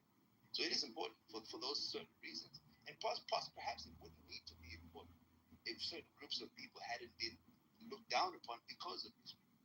But because of one thing, another thing has to come. You get what I'm saying? Well, so, makes sense. In response to your point that people who are fixated on the ethnicity of, just to use Aristotle as an example, since you mentioned him, that they're missing the point. I guess what I would say is there's no such thing as the point. Like, you're allowed to be interested in whatever you want for whatever reason you want. And in fact, this isn't just limited to Afrocentrists. Like, if we did in fact discover tomorrow, smoking gun proof, that Aristotle was actually an ethnic Chinese man whose parents came from the surroundings of the Yellow River or something, they'd be immensely interested in this, and there'd be a ton of really cool and interesting research published on it. And it wouldn't be correct to say, hey, classicists, stop, you're focused on the wrong thing. We need to talk about the metaphysics instead, or Nicomachean ethics. Like, it's fine to be interested in the ethnic identity of this or that individual or this or that person group, and you're not doing anything wrong. But you're only doing something wrong if you're coming to like blatantly incorrect conclusions about it and lying out of a sense of like ethnic chauvinism. And I think that's essentially what Afrocentrists are doing. They are, in fact, maybe lying is too strong a word because I'm sure they're sincere in their belief, but they are telling lies based on massive amounts of extreme ignorance, and just trying to turn it around and say no, Europeans lied in the past. Well, maybe some Europeans got some important things wrong. Maybe they even originally did it in say the 19th or 18th centuries for their own sort of white ethnocentric reasons.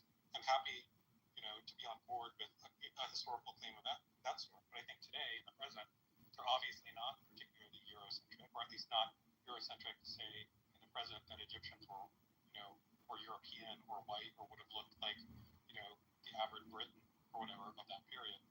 Like, I think they have a grounded, reality-based view of the world and population genetics overall, and you, as an Afrocentrist, do not. You think I'm an Afrocentrist, Mark?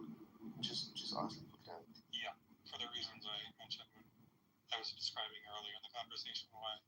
Because of the Dogon thing and the fact that I think ancient Egypt was black. You're not an extreme one.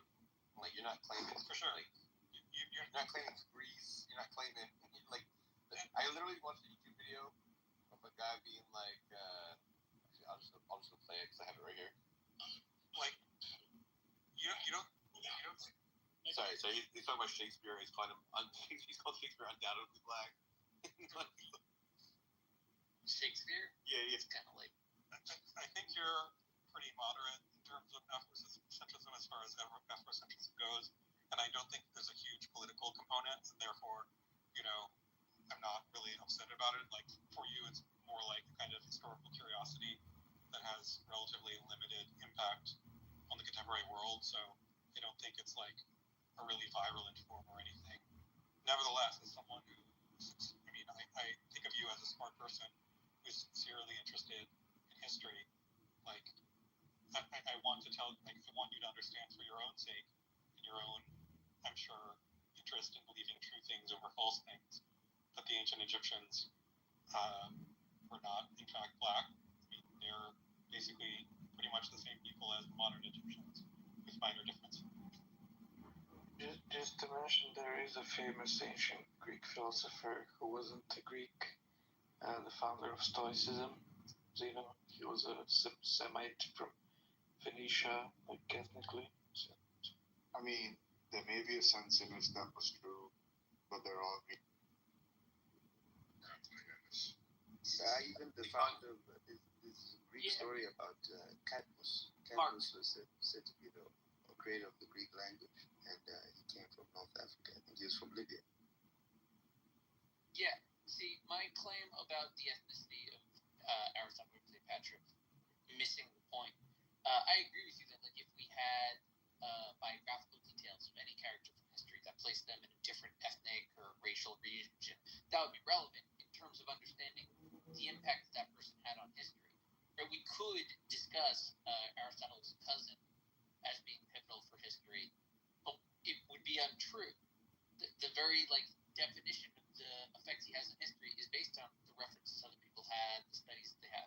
I'm not saying that his conclusions are correct. I want to be clear. Like, we don't necessarily debate Aristotle's philosophy. I'm simply saying that the effect Aristotle had on society, other people reading his philosophy and writings, that's what's relevant. That's like the nexus point of history. There was some human animal that all the human animals afterwards kept focusing on. And his personal biographical details become relevant because we can see how one person's individual story can lead to the direction of multiple generations afterwards. The racial makeup is irrelevant except to point us to other biographical details. Where did his father come from? What about his mother? Was he trained with this racial ethnicity or this other one in this region of the world or this other one? Those are relevant points, but they're all relevant building up to the next event that is that human being and the effect they had on history. The reason I'm like pushing that as the essence is that's what it means to be history, to translate certain events in certain regions from different races and people into a global effect that all of humanity has incorporated into its collective consciousness. And in the case of Cleopatra and Aristotle, their race would only direct us to biographical details, like whether Cleopatra came from the Egyptians or the Greeks, as history indicates she came from the Greeks. The racial makeup is just missing the point. Like, unless you want to bring it right back to the historical relevance of the person, like Cleopatra, let's say she's black. Okay, so that's one narrative about a black ruler that had certain effects on them. And let's say she's white. Okay, it's a different story. It's relevant in terms of, again, the historic effect that it has on society. And, like, historically, I don't think she was even accepted as black, ever. I don't think those terms existed in her day. She was, like, Greek from the Ptolemies. The terms definitely existed, but I hear what he's saying. I just think that it's important to study the culture out of which someone like Aristotle could have emerged. Like, for example, we know that, at least I would say, clearly, an Aristotle could not have emerged out of, let's say, my tribe, for example, the Kampa or the Zulu people, because my people, the civilizations that we developed could not have produced an Aristotle, and at least not at the stage of development that they were at that time. See, I wouldn't even say that Aristotle is, like, a great genius per se. I'd say it's more indications of how many cultures do we have in the past that adopted writing that is cognizable to us in the future. Yeah, writing is very important. It is. Markers And of something. right, that answers your question as to why we have a Eurocentrism in our conception of history more than an Afrocentrism, because of the writings. We can track Aristotle and the writings about him from the moment he's published until the current day. We can't do that with the majority of the wisdoms and cultures of Africa. Well, that's true, and that's why I'm not Afrocentric, because I know what it takes to build a civilization. We need language, and unfortunately, most of what I call sub-Saharan Africa, the sub-Saharans, don't retard it. Most of Africa is sub-Saharan, but sub-Saharan Africa, beneath the Sahel, which is where most of the Bantus and the Nailots are, there's like virtually no writing systems. There's no way an Aristotle could have emerged in an environment like that. And you can see the standard of civilization. Oh, go ahead, Mark. Sorry, I keep. Okay, well, just to respond to what makes sense out. I mean, I think you're projecting in the very precise sense that you're really reporting to me on what you care about and what you think is relevant to history, and then imagining that that's true for everyone. But it's not true for everyone. If you only care about biographical facts or genealogical facts about Aristotle insofar as it casts light on Aristotle's philosophy and his impact on the intellectual development of civilization, that's perfectly fine, and you're welcome to have that attitude. But someone else like Ben, who is interested in Aristotle's or Cleopatra's ancestry for its own sake, essentially, he's not doing anything wrong. He's not missing any points. He just cares about different things than you, and that's fine. Yeah, I'm interested in everyone's ethnicities, Aristotle especially. I'm not saying that it's what I have in history. I'm saying this is collectively what humans are after in history. The consensus of people. I'm after the whole truth, not just about what makes me feel comfortable. Right. I mean, that's the difference. I would say that is. I mean, projection is too charged a word, but you know what I mean. Like, there's no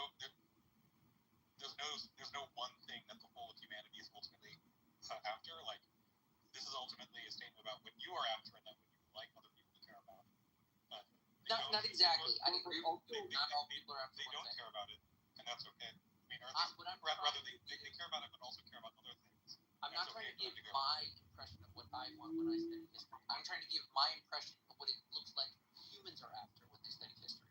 It's slight distinction, but I'm not trying to project. I'm trying to say this is my evaluation of what the study of history seems to be. But humans are clearly after other things in addition to understanding the story of grand civilization development. I agree with you. It's part of like a lot of stuff with their stories and their history and the narratives that they create. I'm simply saying that, like, collectively, if I look at the study, its goals and orientations, is trying to gain consensus about certain pivotal moments in our past. Well, it's that plus other things, like who, in fact, is responsible for the pivotal moments, which groups. Humans collectively really, really, really care about those things because, they have various, irredentist or nationalistic or otherwise sentimental attachments to some regions and some histories more than others, and they, want to champion these. Well, I also want to say that, another reason we can care about Aristotle's racial makeup is that, even if it turned out that he was black or Chinese or whatever, like, we would still consider him primarily Greek because he had a well-known fondness for taking it up. Well, is that true? I thought he was pretty straight. I don't know. Other those two movies? Something, guys. I'm a racist. We have this tradition of what Jesus looks like. Ignore the racial portion of it. Focus on the physiognomy of like a long face, a long nose, large hind eyes. You know what I mean? Like those features. Do you think it's plausible that he kind of looks like that? Or do you think this was like a contingent tradition of? Or do you think this is just the fact that like when a cartoonist would draw someone really nice looking, they kind of draw it looking like this? Like we just have like this idea of like this is like maybe like in our brain exaggerated features of what time people look like. Which of these three do you think is most like? And ignore the racial. Have you like looked into the Wikipedia page on physical appearance of Jesus? No. I could give those some fascinating data points. think some of which I added like 15 years ago or something, or like in early Wikipedia. I don't know how much it exists. So there's this like early Christian debate about the looks of Jesus, and the Eastern Church Fathers seemingly have this weird view that he is very short and ugly and probably hunched back for some reason. I thought that was Paul. And like, no, Paul doesn't say anything. Like these are like early church fathers. Yeah, there was it's even in the Slavonic passage of Josephus described as hunchback. They have like various kind of, and they say this fulfills various prophecies from Isaiah. You know that he will be scorned, etc., etc. But then among the Latin church fathers, you get like people, Augustine and some others who say that no, he is like God incarnate. He was perfect, so he needs to be perfect in his body too. And then basically he starts looking like a younger version of Zeus, kind of like in representations of the church at that time. Before that, we don't have any representations. Like there's some catacomb pictures where he looks kind of like a Roman professor. Like he's depicted with a toga and like short hair. And I think in one of those like frescoes, he's slightly balding and has short hair. And it doesn't look either like the descriptions of the early church fathers or like the later, kind of like Augustine influenced image that is now mainstream. I think, Sam, to answer your question, I find it very unlikely that somebody of that importance, if he did physically exist, that people would just forget what that man looked like. I think that a lot of these portraits that we have are hinting on some kind of, subconscious truth or something like that. I just find it very difficult that people would just forget what he looked like. And the descriptions even mention specifically here.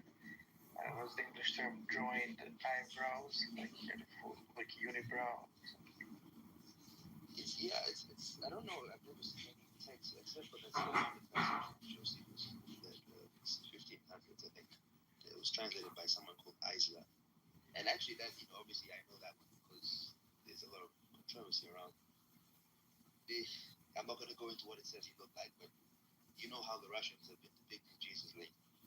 But either way, I do think that more or less general understanding that humanity has of Jesus is probably accurate. There's just something about where you've got like billions of people focusing on one guy. What are the odds that they're going to completely miss what he looked like? I mean, like maybe there's like some kind of subconscious memory that we have. According to these early church fathers, I guess. Well, I gave the three models. I gave that kind of look like that, but there's just a contingent tradition that develops, and then once it has sort of like once we have an image of Harry Potter looks like, you can't change like going on the image of Harry Potter.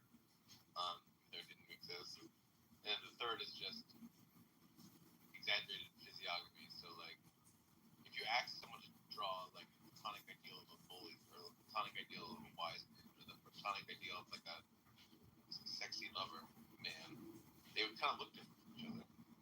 A cartoonist can draw them in a way that feels psychologically satisfying to us. So like it might just be the picture piece is like our brain's ideal of like what a wise man looks like, kind, masculine, young but not too young. Yeah, what's his name? I think it's Herodotus. Because now we have to get into like what did the Jews look like? What descriptions do we have of the Jews? That would be one of the methodologies that we would need to be able to figure out what Jesus looked like. They were Australian. What do you think Jews look like? I think I think that the Jews are made up of various ethnicities, but more or less look like the groups that you see in Israel today, and also the old Palestine, whatever you want to call it, and the groups that you see in the Horn of Africa, specifically Ethiopia, Eritrea. And I also think that the ancient Egyptians probably look like those people as well, people in Eritrea, Ethiopia in particular.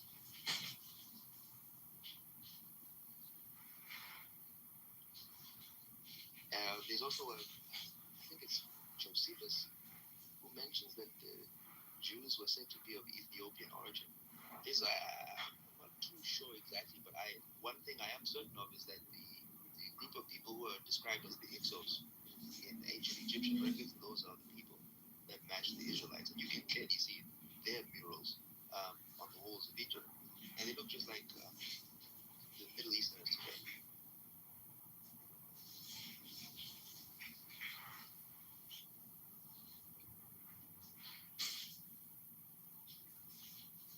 I'm sure you guys know about the Hyksos, right? There's the Hyksos, there's the Habiru, and there's another. Yeah, the Habiru. Yeah. There's the Astar group, which is another group that I think is even more plausible than the two of those. They were in an alliance together, the Hyksos and the Habiru. Manetho tells us that they were in an alliance together and that they left Egypt following a renegade family. Shasu. Yeah, the Shasu, Shasu and the nomads. And the Shasu worship their god named Yahoo. I think the Shasu are the most likely to be become Semites. Like the fact that they worship Yahoo, come on, yeah, it's right there. Yeah, the Shasu very good. Referred to themselves as the Hebrew. The Ha'ibri or something. I heard that from Professor Kamen. I think it's pretty mainstream that Yahweh was imported among the Canaanites, kind of like the Midianite kind of North Arabic area.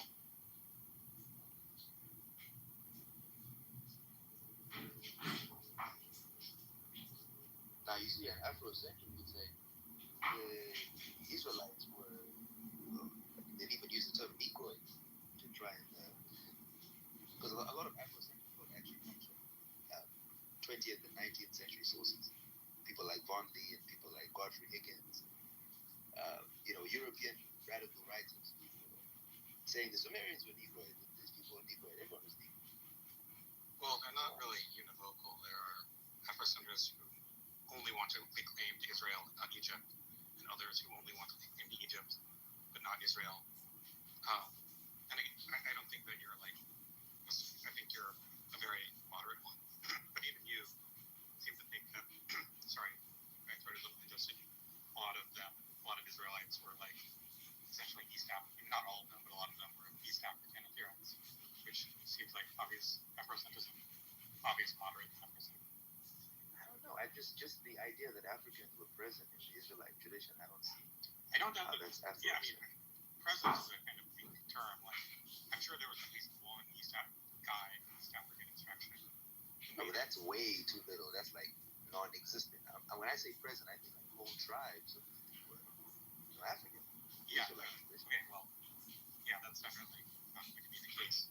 There's no discernible sub-Saharan or East African component of the genetics of ancient Levantine samples. And our samples there are much better than our samples in ancient Egypt because the autosomal DNA is mostly observed. I thought that Eritrean and Ethiopian and stuff looked kind of Semitic because of the Arab trade that happened later. They're definitely more closely related to. They speak Semitic languages. All the Semitic languages. Most of them are in Africa. They're in Ethiopia and Eritrea. Well, some of them are Semitic. A lot of their languages are Semitic.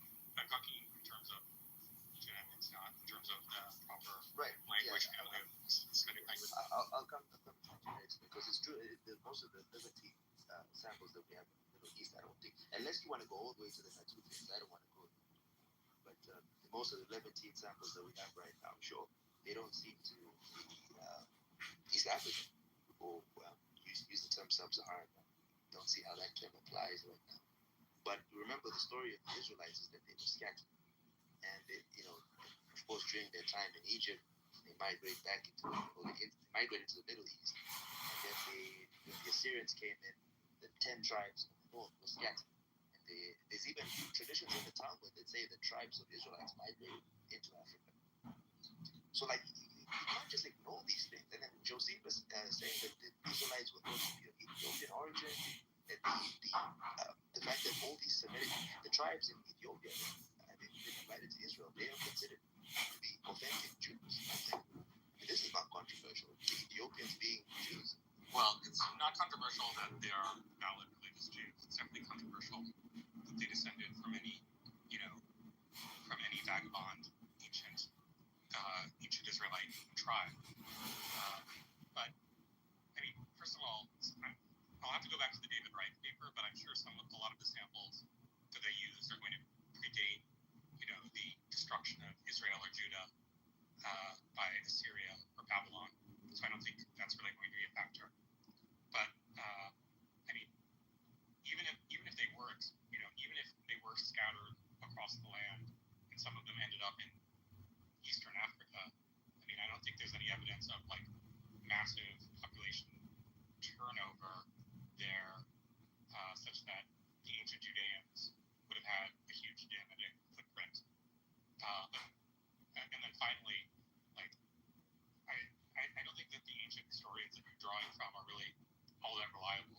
Sometimes they might be, in some cases, but it's kind of a toss-up, and you have to sort of see when their stories really agree with the physical evidence, like archaeology or genetics. And in cases where they disagree, I think the latter in most cases, should be taken as the winner. Well, I mean, I don't disagree with much of what you said, but of course we have evidence that East African genetics is in the Middle East. I just Googled it now. It's even on Wikipedia. The migrations between people in the Middle East and East Africa is very well known. And I know you don't like citing the historians. There's one more historian. Well, I mean, I've already agreed with that point. Actually, I'll listen briefly. So you might not have caught it since I only mentioned it offhandedly, but I think everyone agrees that there's a West Asian component to most populations in the sort of Horn of Africa region. That's uncontroversial. And there's also an East African component in populations in the Middle East. Well, yes, although depending on which group you're talking about, I mean, that may well be something more recent than say 2,000 years ago. But like, I would be less surprised in places like Yemen, which are basically right next door. That's it. Right, and they're visibly phenotypically black skin. Most people in Yemen. Right.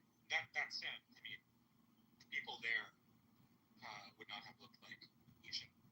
The people in ancient Judeans. Sorry, Matt. Let me re-say that.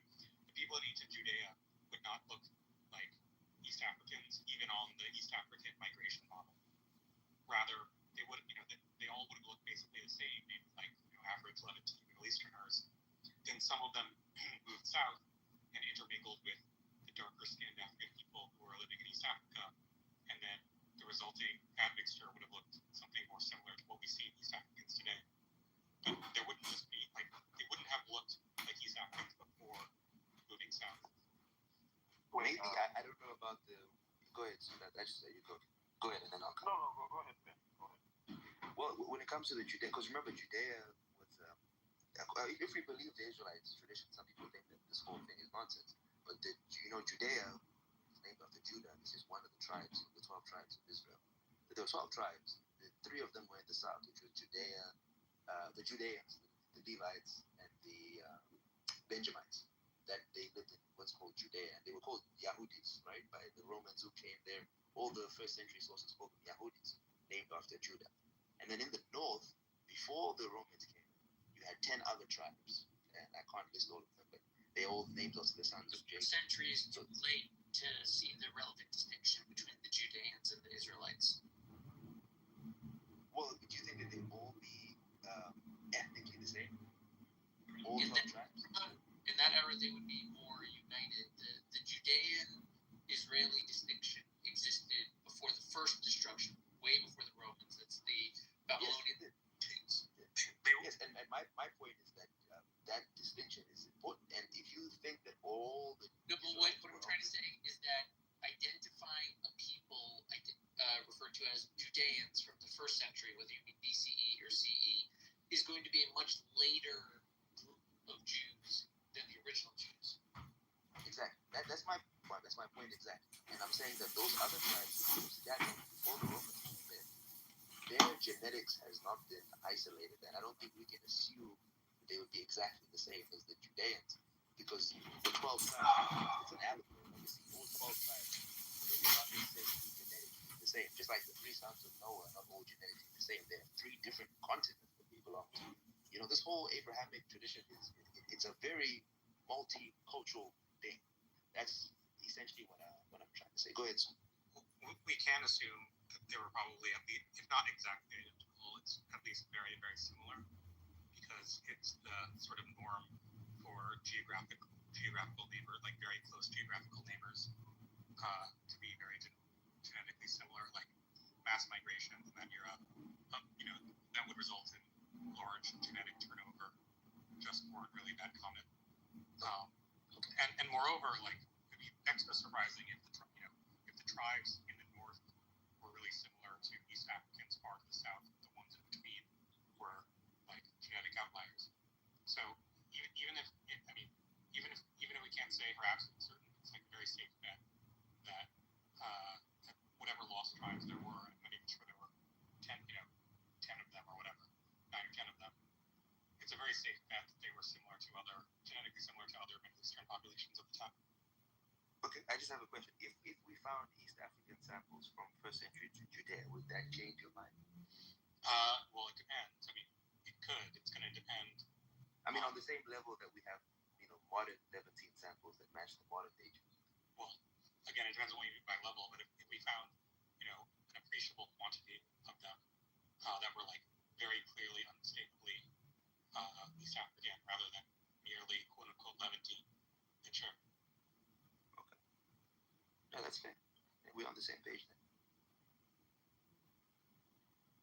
Something you said earlier, which I think was interesting, is that you don't really believe in the out-of-Africa theory. And I think there's a clear sense in which we did evolve in Africa, but there's a sense in which we didn't, because there's this whole thing of the Homo erectus left Africa, and then made a whole traveled around the world. Then Homo sapiens evolved in Africa, and then they traveled around the world and intermixed with the killed and intermixed with the various other humanoid groups, and then they come back into Africa and they mix together. So it was kind of like a complicated stew, didn't just happen in Africa.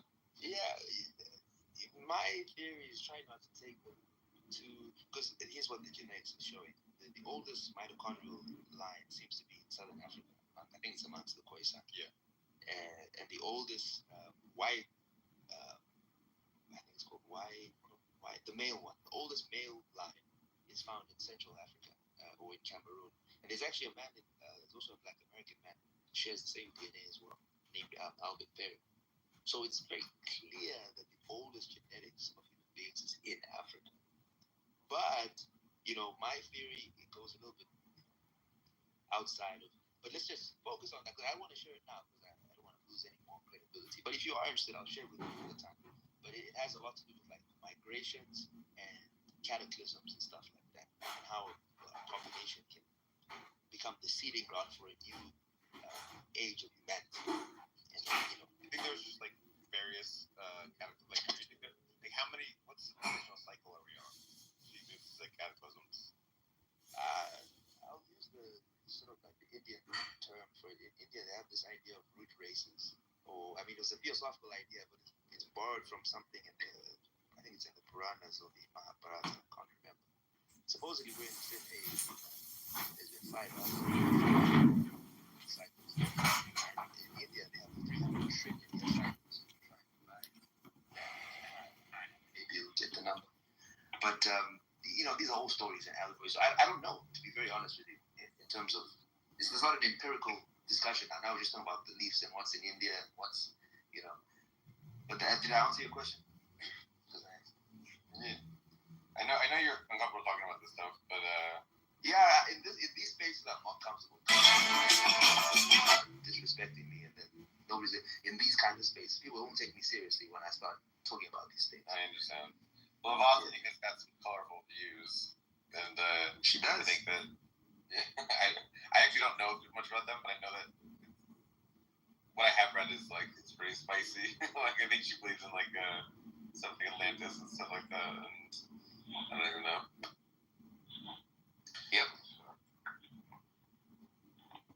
You're a serial killer because she probably, accepts you for that. So, They go around and build these imaginings for the selling things. All of it. It's documented information. You know, so I've come to terms that, you know, the further we get away from the time of the Prophet Muhammad sallallahu alaihi wasallam, the more a Muslim personally have to rely upon like spirituality, because inside of you, you're gonna go through so many turmoil, because the external side of you is also gonna see what is going on in this world, and you have to figure out, like, how do I navigate this? Like I see nothing of the Sunnah in today's time. How do I navigate this? And that's where like purifying your nafs is so essential. Having some type of like zud, abstaining, even if it's just like one day, you just abstain from the dunya, you put your phone up, something, or you fast, consistently working on your nafs and your ruh, because this world we think is bad now is going to keep getting worse and worse and worse. There's going to come a time, there's going to be so-called Muslim leaders going to say, I don't believe in the Quran. They're going to stand up and say, I don't believe in the Quran. Yeah, somebody messed this up. Well, I don't believe there was a prophet Muhammad. It's going to keep getting worse. So we have to make sure that our inside has a connection with Allah subhanahu wa ta'ala. We hold fast to our prayer. We hold fast to just the Sharia, in a sense of just what Allah called for us to do, for us to establish justice, for us to enjoy what is good, forbid what is evil, for us to protect our families from the hellfire, for us to make sure that we pray, we're fasting.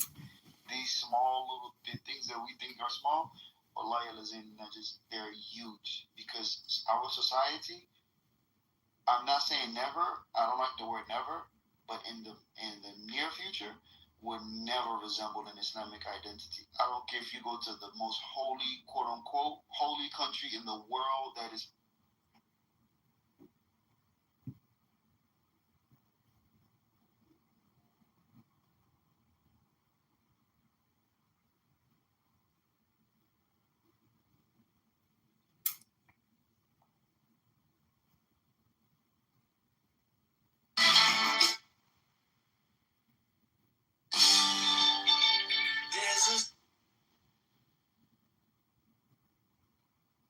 Please don't scream. I'm just trying to become.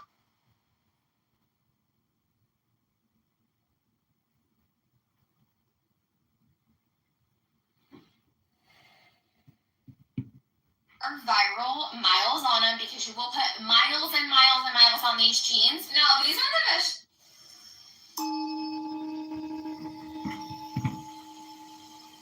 Nan-in, a Japanese master during the Meiji era, received a university professor who came to inquire about Zen.